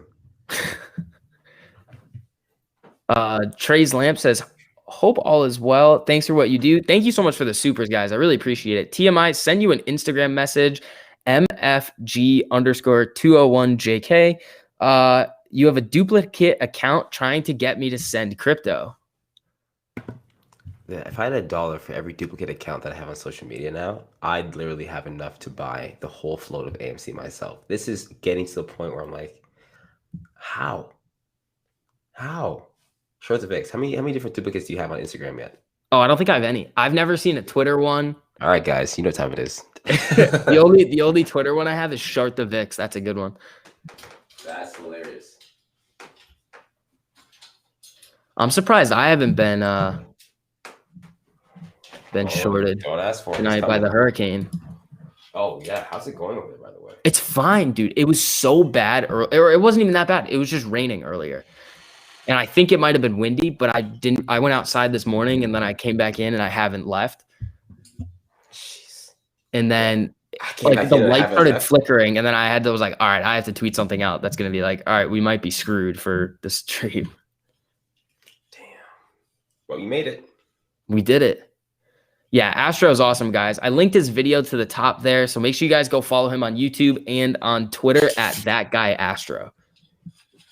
Yeah, he sent me a message. He sent me the message for the last video. I watched it, didn't get back to him. And then when I saw him jump on live here, I was like, all right, I might as well just jump on and just talk now. Because I was like the last visual that he did, not the last video, but the visual before this, just made it so like very easy to consume for the new apes. Yeah. Like it just very visually pleasing. Greatness. I really liked it. I watched it. I was like, this is interesting. So and like, I feel like I've been like thinking about that in my head too. I'm like, we see these moves, but like he was able to just like break it down and be like, this is actually what's going on. So who knows if we're going to see that big price run up? It would be great if we did. But if not, like the thing is that if we don't know what's going to happen. This is just a trend we've seen in the past. Exactly. It's a good estimate. It's a guesstimation. It's a qualified guesstimation. So how's school going, by the way? Oh, I got here yesterday, and then I don't start school until next week. Okay, so just so I have a whole week. Setting up, chilling, getting ready to go to some party and all that good stuff. Yeah, I mean, when am I gonna have time to party this week? I'm hanging out with you people all the time. Yeah, I know. Wait, so what are you doing for your first week of school? Hanging out with a bunch of apes online. What? Yeah. Dude, I feel like people can hear me outside in the hallway too. They're like, what is this kid doing? It's like, he has a God. You're gonna be that guy. Yeah. Listen, they won't be saying that when they see the Lambo outside. Nah, that's true. Remember though, I don't think I could get a Lambo. I'd feel like an idiot. Yeah, I know. I'm not gonna get a Lambo either. 007 says in class or Zoom classes. I wish it was Zoom classes because the time it takes for me to like get to where campus is and like walk back is just too much time that I don't have. we gotta do something with those professors. What?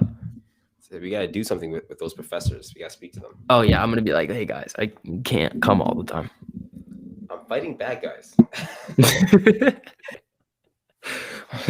I have a friend that wears a mask. He's on the internet too. We Whole like thing. go on streams and stuff. They're gonna be like, what are you talking about? Like, put him on the small bus right now. It's gonna be okay.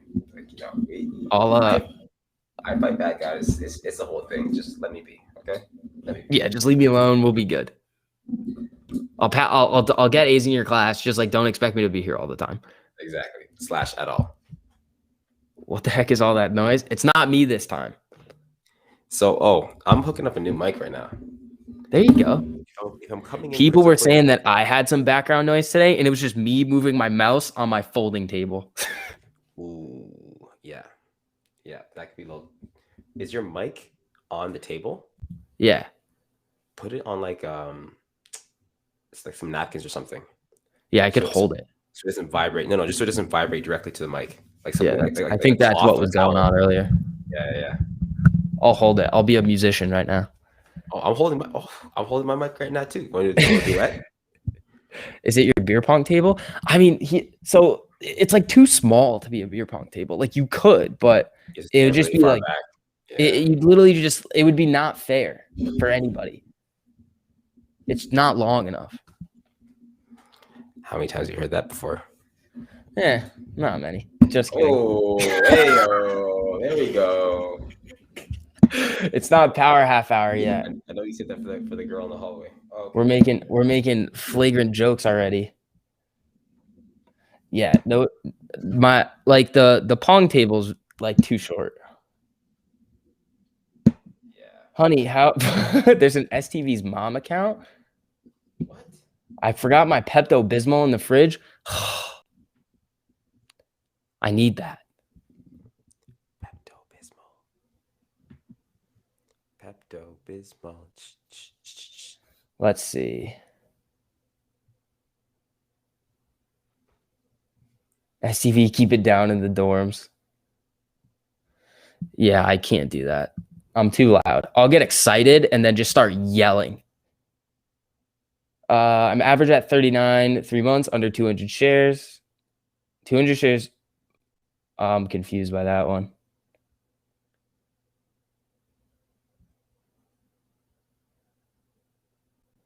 What can we expect tomorrow for AMC? Oh, you see the German market today, TMI?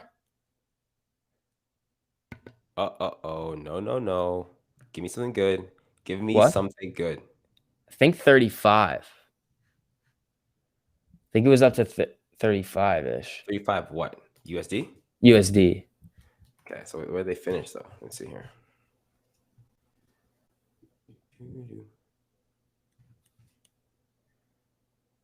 Let's see. There we go. 34.12 right now. It's third. Oh, wait, what? Oh, so that's down a little bit. It's closed though. SCV gonna burst into parties like the Kool-Aid man saying, "What's going on, guys?" There's an article about Amazon buying AMC out. Reopen discussions just posted on Reddit. James, shoot me a DM on Twitter with that, because I heard that at the beginning of the stream, but I haven't been able to see that. Oh, that's good. I made an Amazon and AMC video with Nick Finance a few months ago. Whoa. What's this? This doesn't look like a legit article, but the implications are huge. I almost don't want to pull it up because it's like it's from today's5.com.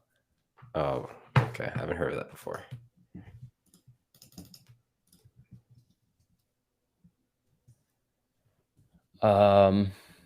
So maybe they reopen talks.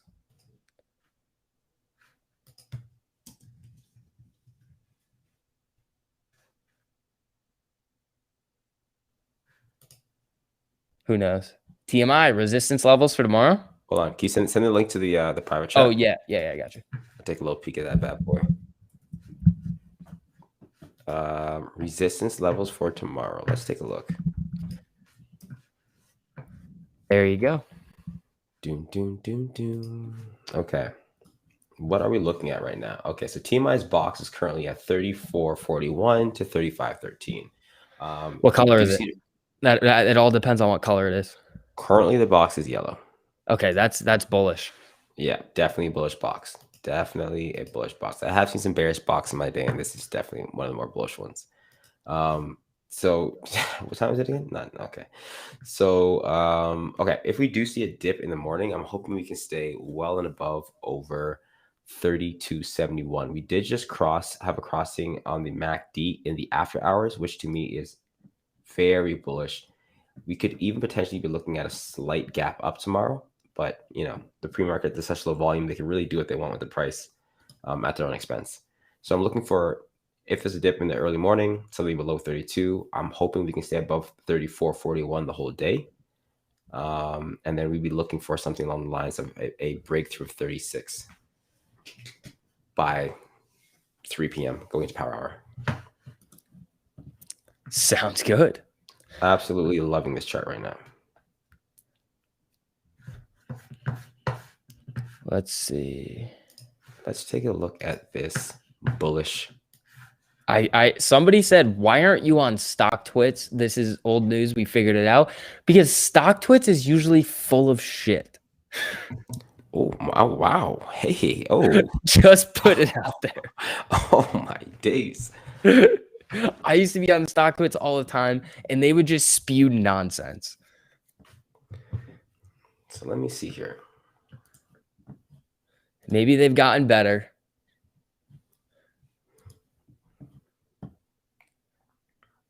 When power half hour?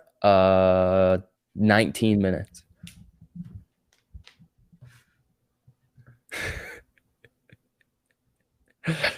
This is guys, you know StockTwits is crazy. What's up, TMI? So this article is just highlighting the potential for them to do it. Yeah, I don't think it confirmed anything, but it says reopened.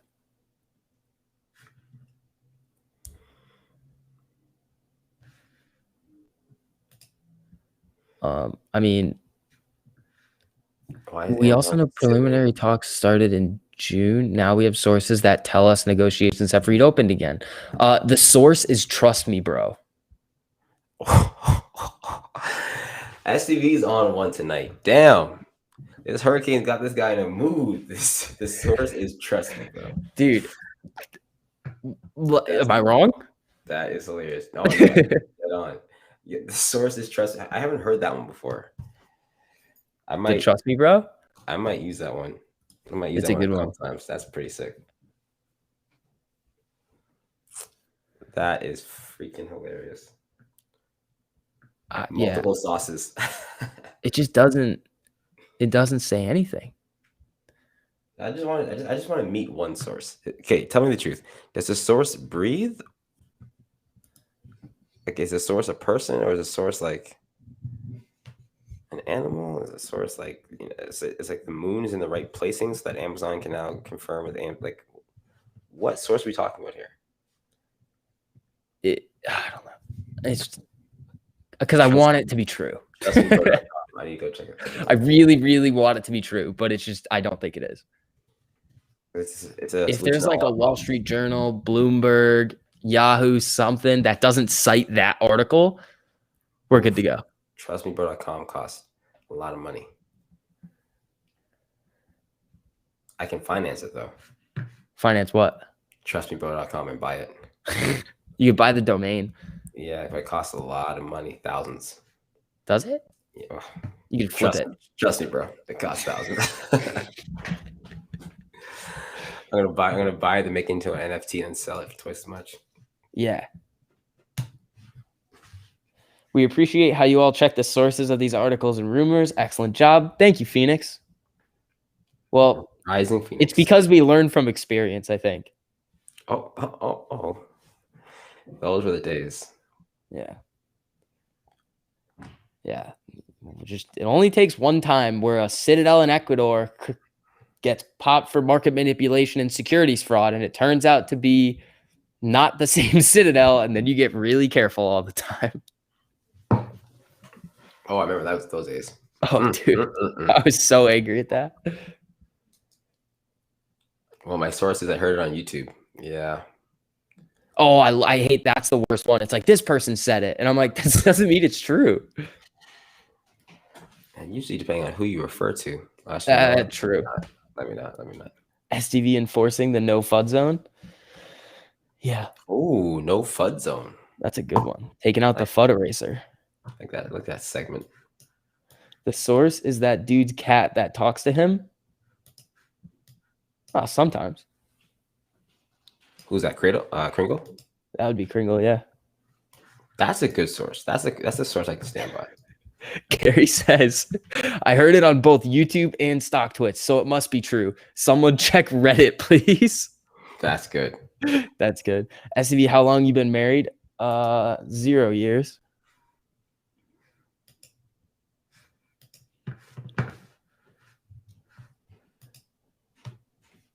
I link your vids on StockTwits every live. Corey, thank you. I rescind half of my statement on StockTwits being full of shit.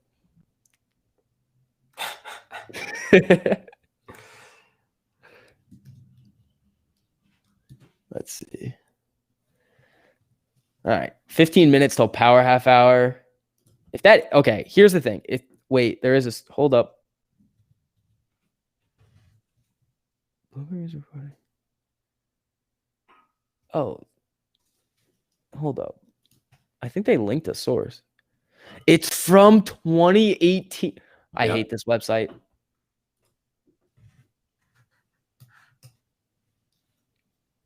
TMI. What's up? Go to the bottom of the article and click source. And it's a Motley Fool article from 2018. Gee, no. There's no. Oh, where's this source? Wow. Oh, damn it. I thought it would have been. Oh, it's not. Okay. Why? 5 things Amazon could do with a movie theater chain from 2018. You referred to an article. They literally cite everything besides the giant claim that they make at the top.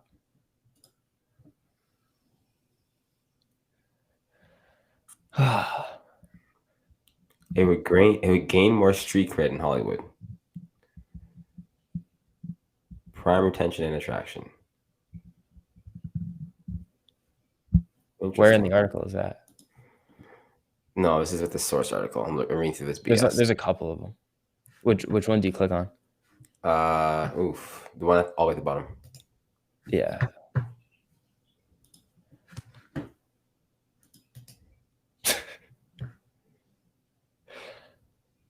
Let's see. One of the articles is what happens if. The other article is 5 things Amazon can do with. Like, none of them are saying like Amazon is opening conversations or having talks. See, that's speculative. The sources are even more speculative than the actual article itself. Yikes. We're going to have to play counselor a lot this week. Oh, yep. Yeah. TMI, be ready at 6:30 in the morning tomorrow for people to be asking you about Amazon and AMC. Listen, I am. Oh, yeah. Updates. Oh, cool. So, new updates. Starting this week, there are going to be overall market updates happening on the backup channel. So it's going to be a quick morning clip for everything you need to know about the market that should be live before 7 a.m. So if you can't tune into a stream, you can always tune into the backup channel now and get a quick update. That will eventually shift into post-market updates for like 3 minutes, pre-market and post-market updates for 3 minutes. And then we'll eventually move into earnings seasons as well. But that's going to all be on the backup channel because I expect with this next bull run, trust me, some channels will be getting shut down. If you guys currently love the content you guys are getting from Short the VIX, get that link ready. Please. Oh, I got to find it. Go follow his show up on YouTube when I click on it. Yeah, go follow his backup channel. Press subscribe. Ooh, I'm going to have some real cool stuff on the backup channel soon. Yeah, but also get ready for like, in case any, what time is it? Damn it. any tomfoolery happens on the next bull run. It's gonna be fun. Dude, I post so many freaking videos that like I type in the name of my backup channel and it just won't. It doesn't show up. All right, I'll go find it. I'll go find it. It's pinned on my Twitter. Oh, there you go. There it is. All right, guys. Here we go.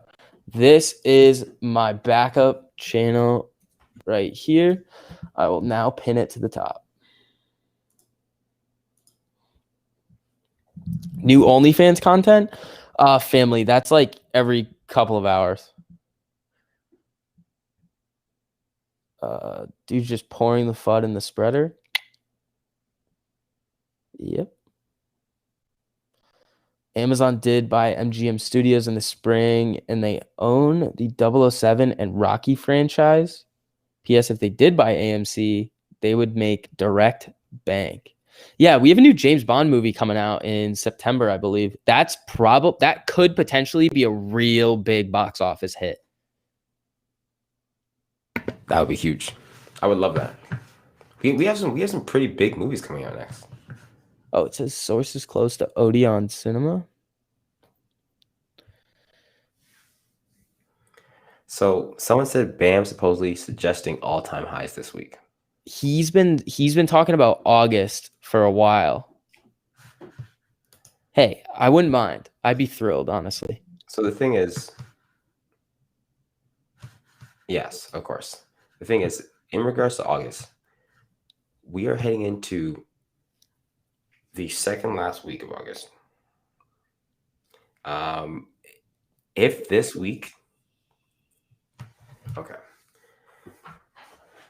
I don't want to slander anybody's name, but this is what we would have to see to even potentially get an all-time high in August. We would have to see a break above $46 this week to have a shot at seeing an all-time high at the beginning of next week with a solid gap up and green start to the week. Like it is possible that we could see something less, but I don't think we have to end above 46.50. I just think we have to touch or break $46 in order for us to be, in the realm of seeing new all-time highs, because the last setup we had before seeing all-time highs was low 30s. I think it was 32. That was the 100% day, I think. Yeah, it was, I think 100% 8, 100% 9%. 108%, 109%. It was nuts. It's like we're in that territory right now, but I still think we have a little bit of work to do to get out of this basement. We're in this launch zone right now. If you can break over and above that launch zone, come back down and use it as a new level of support, like we're sitting on top of it, then we're ready to take off if something else would line up. And I don't know if it's the calls. Do the calls line up for next week? Or it wouldn't really matter about this week. I think so. When you look at what happened last time, we had that 1450 break and we were running. I think we ran to, where was it? Right here we broke, and then we went to 16, I think. Yeah. 25th. And it took a couple days before a big boom up to that level. So what we could see this week, honestly, is a similar move when we went from 10 to 18. Then maybe a little sell-off, and then it rips. And that would be in line with what we saw back here with 2.5 weeks before the monthly options expiration date. And remember, June was the quarterly options expiration date, the monthly for the quarter. September is the quarterly expiration for Q2 or Q3. Yeah. So we could be in this quarterly cycle because it was at the start of the first quarter. So, but again, December is usually slow. Everybody kind of dips out around the end. Did I say September or did I say December? I meant December. No, you got it. Yeah. And then we saw nothing really in March, I don't think. Yeah, nothing really in March. And then June, rip. And then we're setting up potentially for a rip into the end of Q3?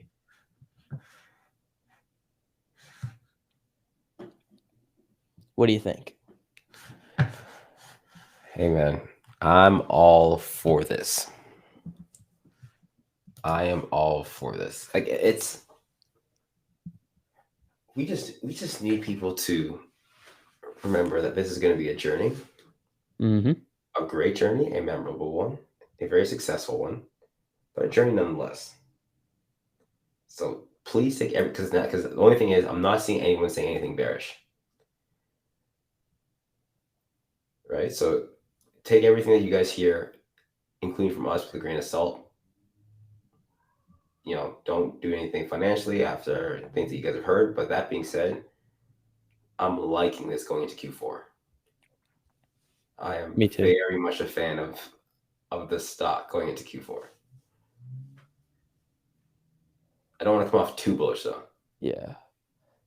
I'm seeing people freak out about options again. All right. We're gonna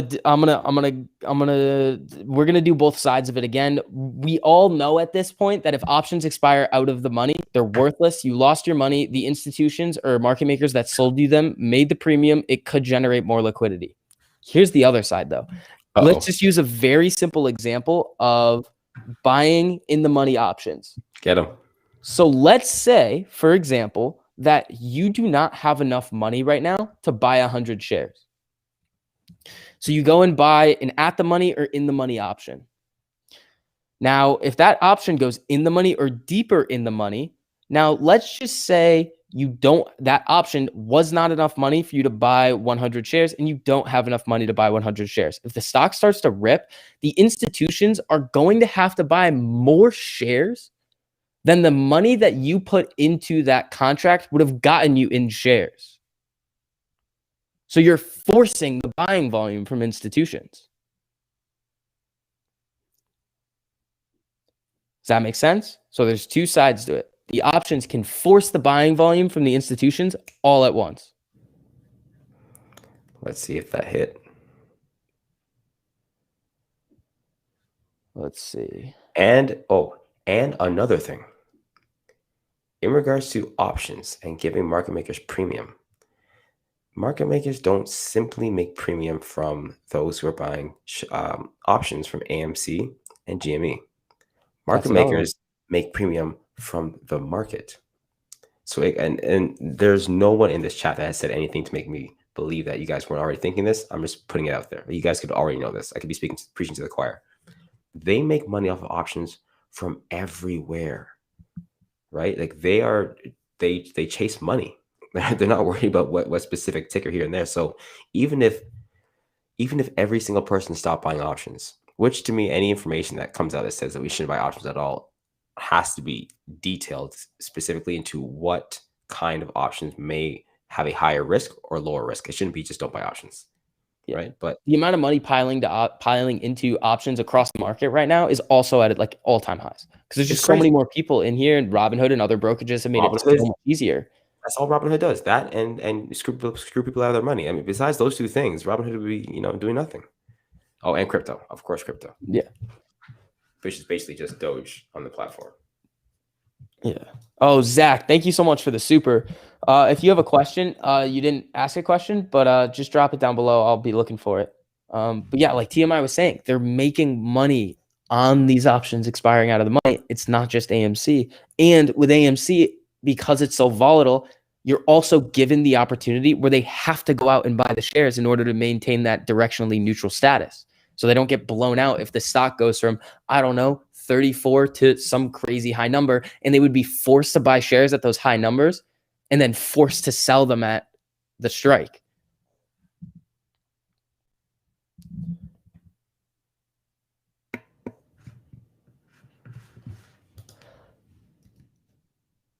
All right, Zach, stop. I see that. You got to stop spamming that because we've covered that.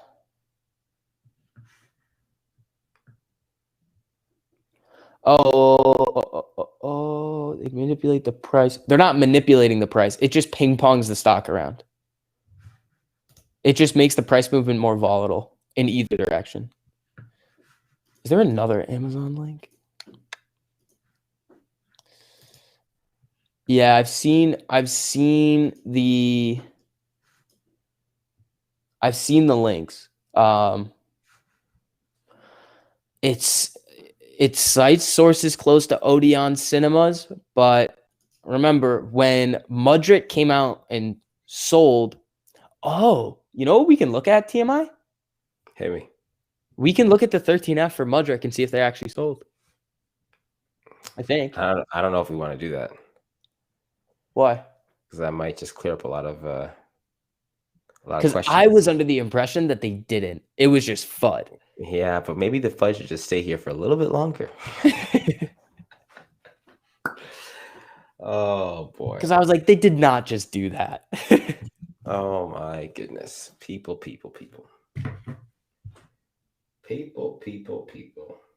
Zach, if you spam that again, I'm gonna time you out.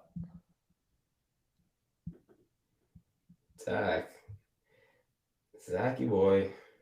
Careful. Actually, let me not say Zachy boy. You can be a grown ass man, but then if you are a grown ass man, stop doing that. It's also 9:30, and that's why it's more. Being forced to hedge. Yeah, that would be nuts. Them being forced to hedge at those super high numbers.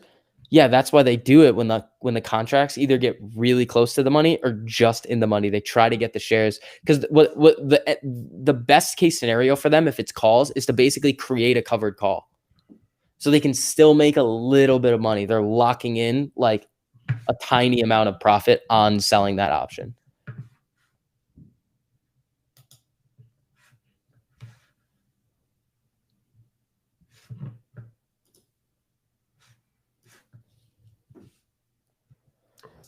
Zach, I literally said I was going to time you out, and then you sent it like 5 more times.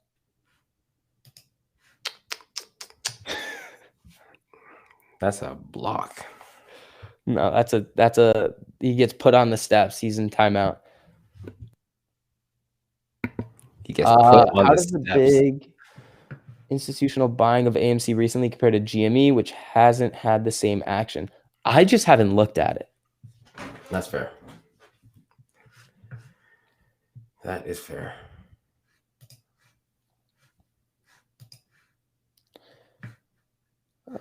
Leaps on AMC. Do what you got to do, James.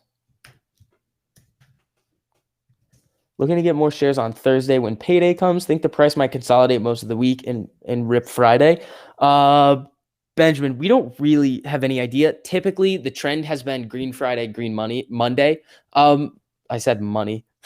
Green Friday, Green Monday for AMC. That's also a trend that like you can notice on like the broad market as well with the major indexes.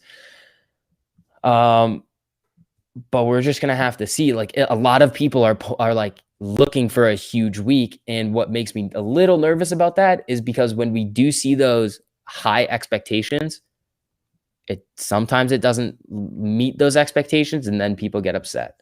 Ooh, also TMI, guess what time it is? Do you know what time it is? Tell me, do you know? It is power half hour. Let's go. Let us go.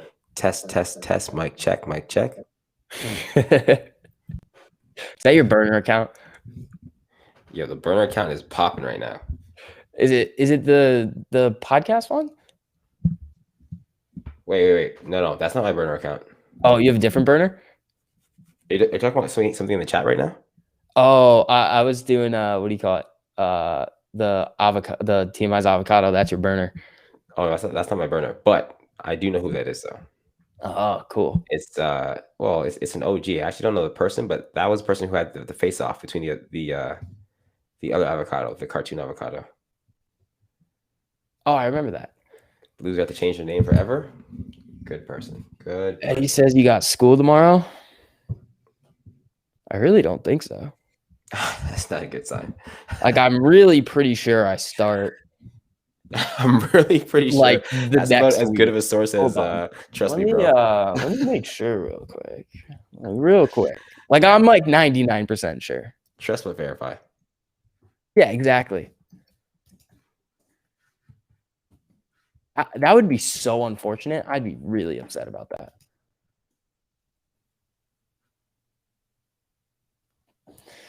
August 30th. There you go. Perfect.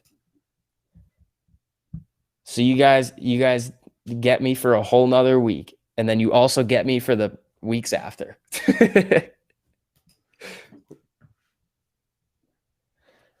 I'm gonna have to bring my finance homework on the stream, and we're gonna all do it together. That is freaking hilarious. What college? I'm at SU. I'm at UConn. School tomorrow, FUD. Yeah, school is FUD. Why does everyone keep saying that there are no more shares to buy? I made the video on that today. I disagree. Mainly, it's like a logical argument that I disagree with. Like the one statement from E-Trade that a customer representative told somebody that there's no more shares to buy, I don't think that's compelling evidence to really tell us that nobody can buy like real share or shares at all anymore. Because people have been buying shares a lot. Like people have just been buying. Like if we did see like an undersupply of shares or people willing to sell or transact, we would see, like I said, days to cover go up, volume just fall through the floor. We would see all sorts of different indicators happen, which we're not seeing.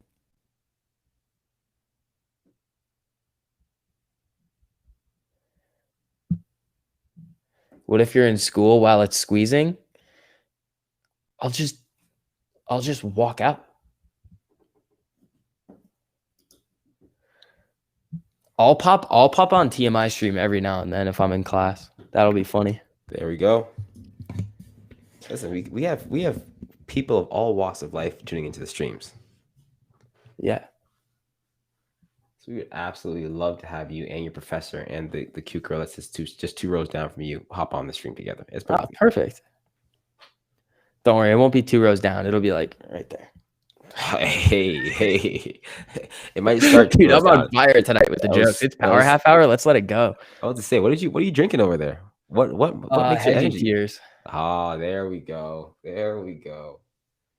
Germany translates to 33.91. Let's see what goes on here. Okay. Do. I believe you. I just see what that looks like on the chart. Short Crusher. I love that name. Thank you so much for the super. STV, I just bought shares right before close on Friday on E-Trade, so not sure what that's all about. I think it had to do with people trying to direct their orders to the New York Stock Exchange where they were having an issue, but there were a lot of other people that were able to do it. So I think it was a concentrated issue. Are you a student celebrity at UConn? I'm not even like a celebrity, so I don't think so. I mean, I don't think like if I go to a party or a bar, I don't think anybody's going to be like, oh, STV. Like it's just not going to happen. I'm going to go to your school and start putting up posters. just so you can get in some bars for free. UConn versus Fresno on August 28th. Football. I mean, I hate to say it, but our football team's not great. It's a basketball team, people. It's the women's basketball team. Actually, both. Men's are good too. Yeah, both. To be fair. Tyler, thank you so much for the super. Put this towards someone to do your assignments so we can keep up with our regularly scheduled broadcasts. Tyler, you know what I'll do? I'll put that towards a Chegg account. That's like the same thing. Go.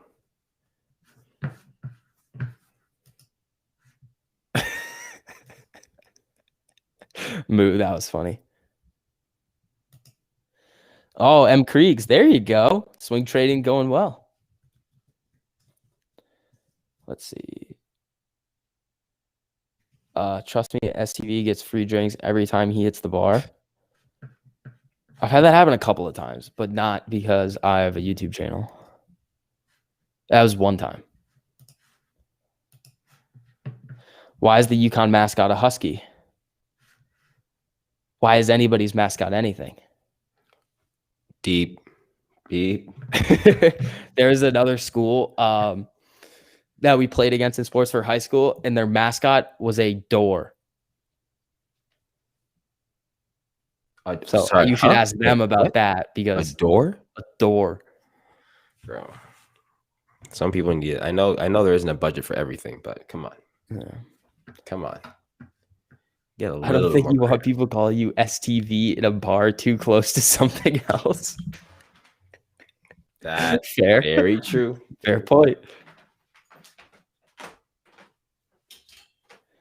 Back again, ever look into downward death spirals? I think you're talking about death spiral financing, and that has to do with convertible bonds. AMC does not have those types of debt agreements anymore. Yeah, I may or may not have tweeted out something like, "This is what it is," at the time when I first heard about it. In hindsight, I regret doing that. Well, you're right that is what it is. Like, you're not wrong. It's just those bonds know. aren't like around anymore. Exactly. So they did do it to him. Now we know, but now we know. We just a lot of the information we find out is not necessarily the most relevant to right now, but yeah. If naked shorting has been illegal since 2008, why did they have to write a new rule to make naked shorting illegal? Don't get it. Cap Brian, because that new rule doesn't necessarily make naked shorting illegal. I don't know where that came from. I think because then any new rule that addresses naked shorting, people are just, I guess, shocked that they are creating rules that acknowledge the fact that some illegal activities still do happen, but it's not saying that it was not legal. Sorry, that it was legal and now it's not legal. It's just like if I were to make up a new charge, like abuse on top of verbal abuse on top of physical abuse is no longer, allowed. It doesn't mean that they were not legal before. It just means that actually that doesn't make much sense. I take it back. If I were to include several different charges into a new charge, it doesn't mean that any of those charges were not illegal before. It just makes it like a double down. I don't think we've seen naked shorting addressed in a lot of legal filings over the last 6 months. And when they have been addressed, people are kind of like, well, hold on a second. It's like, no, that doesn't change anything. Right. M. Kriegs is crushing it on the day trades. In crypto, 1K profit locked in and 3K unrealized right now. Night is young. How long have you been live? Because that's when I started. Like 2 hours and 10 minutes at this point. 1K. Wait, where's she at? In the 1K profit locked in and 3K unrealized in crypto. Crypto. Oh, okay. Vix, what do you think about October calls for the $35 strike price? It's really close to the money, so that's a decent bet, but you need the stock to go up a significant amount because those are going to be expensive.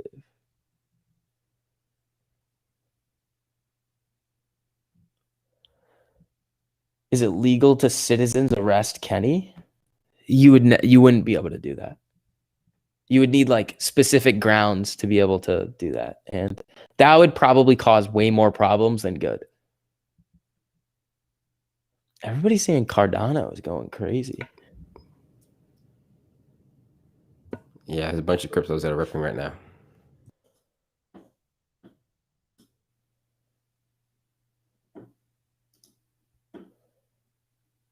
%13% on the in the last 24 hours. Pretty solid. Congratulations to everybody that was hopping in there. That's awesome.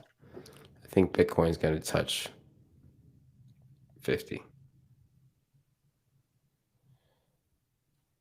very soon. Oh my God. All right, Zach, you are now banned from the channel.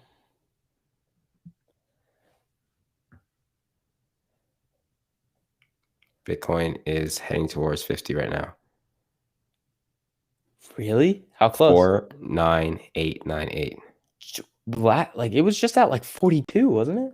It literally went, let's see here. It jumped from 43 on the 19th, 439, to now it's at 49, and it double topped. Yeah, this could be a breakthrough. 49953 is what it hit. 49953. $46 off of 50K is where it hit.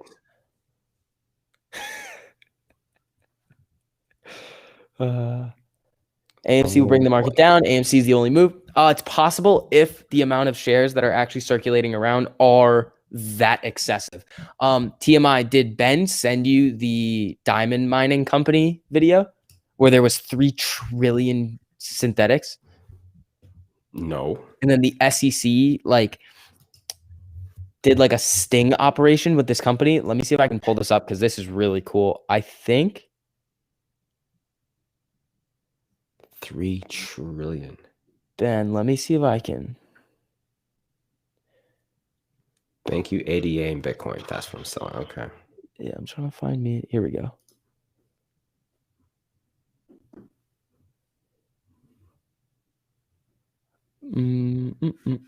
Here we go.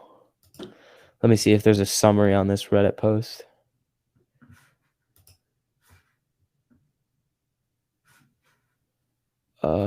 Saying this, everything. Okay, a Bivens class action lawsuit seeking 3.87 trillion in damages was filed on January 10th, 2010 against 5 present and 5 past duty SEC commissioners. The suit alleges CMKM Diamonds Inc.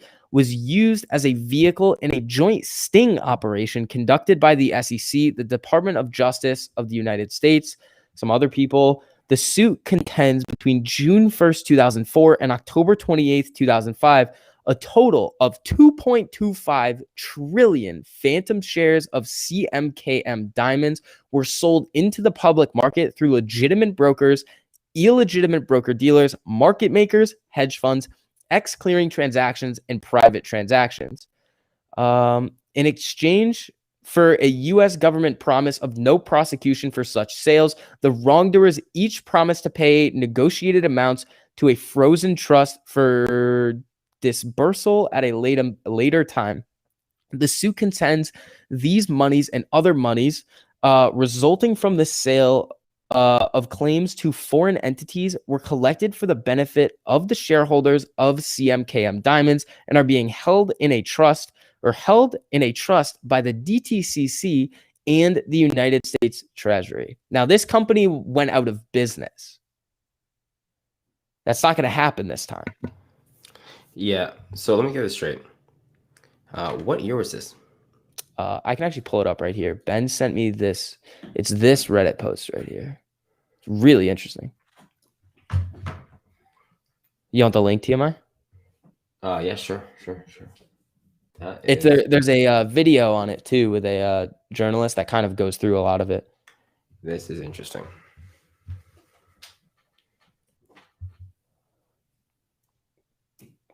This is very interesting. Hold on a second. People are loving ADA right now. Oh, they're going nuts. Absolutely loving themselves some ADA.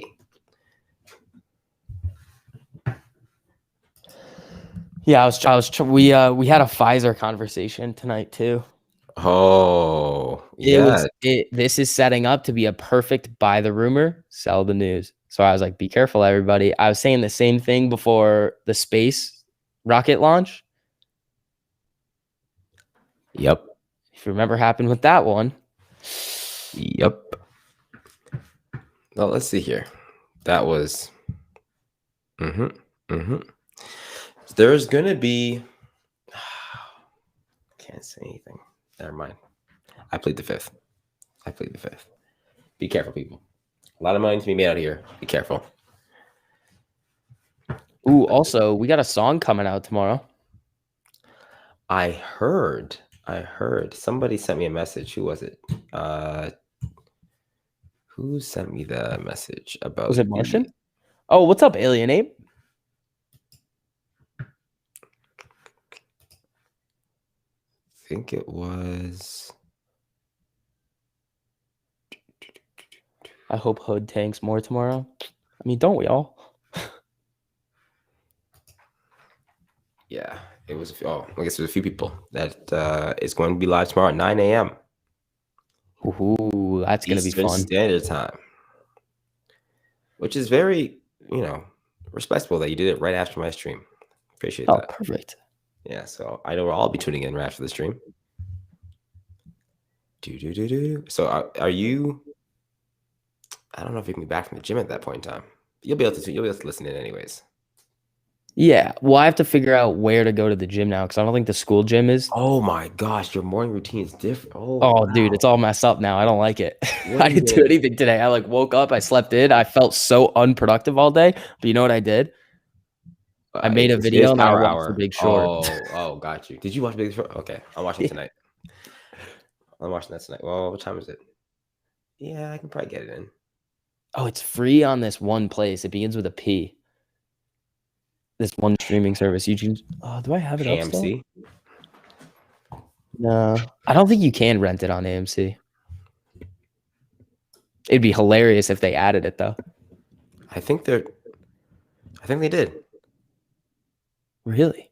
I think they added that, and they added Planet of the Apes. Oh, that's awesome. They should add Oh margin call no! too. It was margin call. I think it was. Margin call. Yeah. Is there any more shares of AMC? Yeah, Peacock? I mean, you can always buy shares. Oh, it's not Peacock. Not PrimeWire. It's like one I had never heard of that I used, and it was awesome.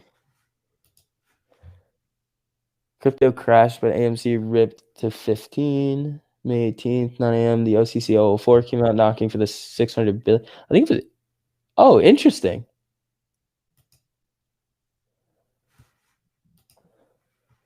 Let's see.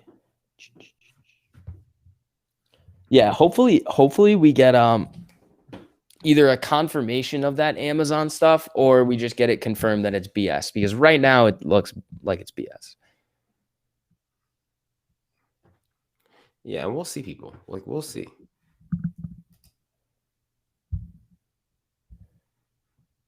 Lucy wants to sell somebody 40 shares of AMC for $1 million each. Lucy, I'd love to sell 40 shares of AMC for $1 million each as well.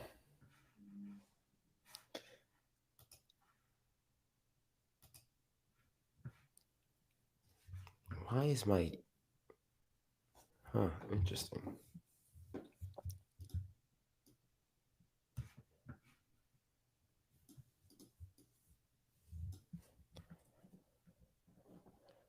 Bloop, bloop, bloop.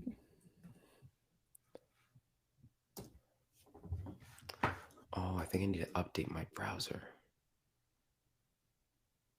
Interesting. That makes much more sense. Yeah, the TMI, you want to go into the SFT thing real quick? Sure. It's more like, so basically what's happening is that they want to prevent fire sales because if everybody is rushing to sell positions all at once, the entire market is going to just take a big number two. Yeah. What they can do though, is that if they need to satisfy these collateral requirements, cover short positions and they don't want to have to sell off positions, they can put these securities in like up as collateral. They receive cash in order to cover those positions, and then they have to figure out how to get their like posted positions that they used as collateral back.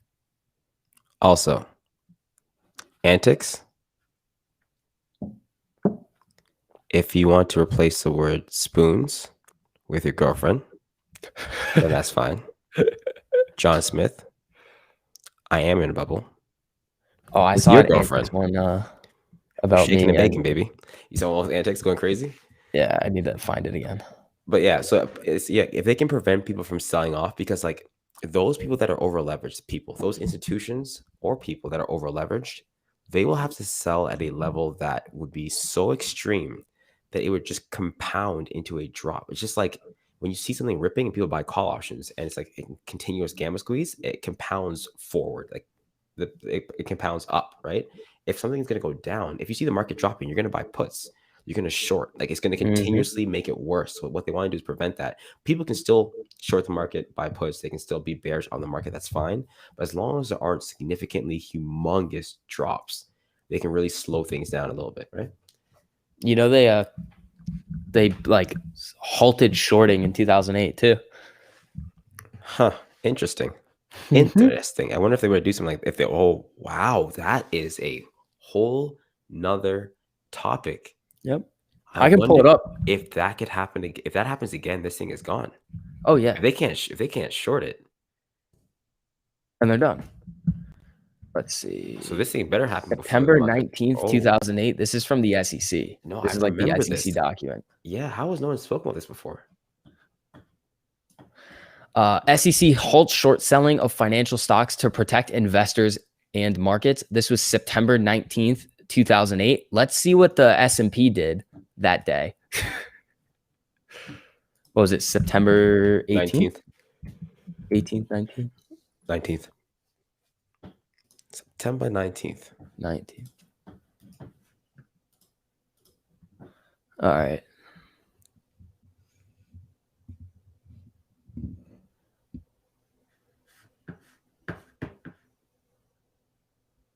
Oh, this is monthly. I need it on the daily.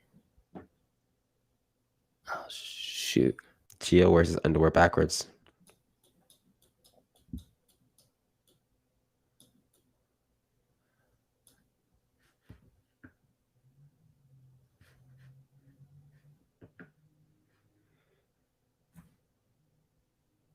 Market was not having fun that day. Nope. Nope. Do you guys see what happens right after they cut off the ability Can you just tell me what the prices were? 120. Oh 120 my something. gosh. You guys see how investing in the market, although it can be very corrupt, you can just leave things in the market sometimes and watch what happens? Yeah. If you bought the dip on anything in 2008 and you had any significant amount of money, especially real estate, you're rich now. Let's just take that in for a second here. One more time for the guys in the back. If you bought anything with any like significant portion of money, I would say $50,000 to $100,000, like at a minimum.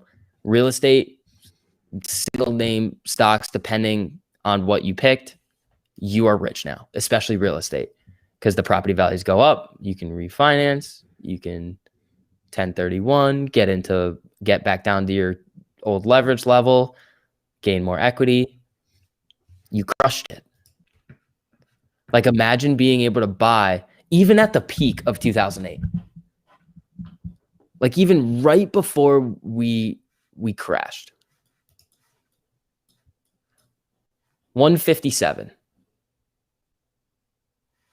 Imagine being able to buy the SPY at 157. Oh man. Oh my Oh, goodness. I'm not sure how to pronounce your name, but it's BUI.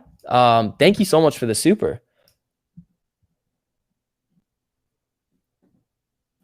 Yeah, just to put things into perspective for you, if we do see a giant dip, it's just buying time. It's just time to unload a bunch of capital. In the market in general. Yes. Yes. Yes. Yes, yes, yes, yes, yes. This is why whoever said it before, that we're gonna start seeing a bunch of Jesus Christ. Whoever said it before that we're gonna start seeing a bunch of articles saying buy anything else besides stocks in the market after the dip. Yeah, they're like buying these dips isn't gonna be meant for retail after a MOAS.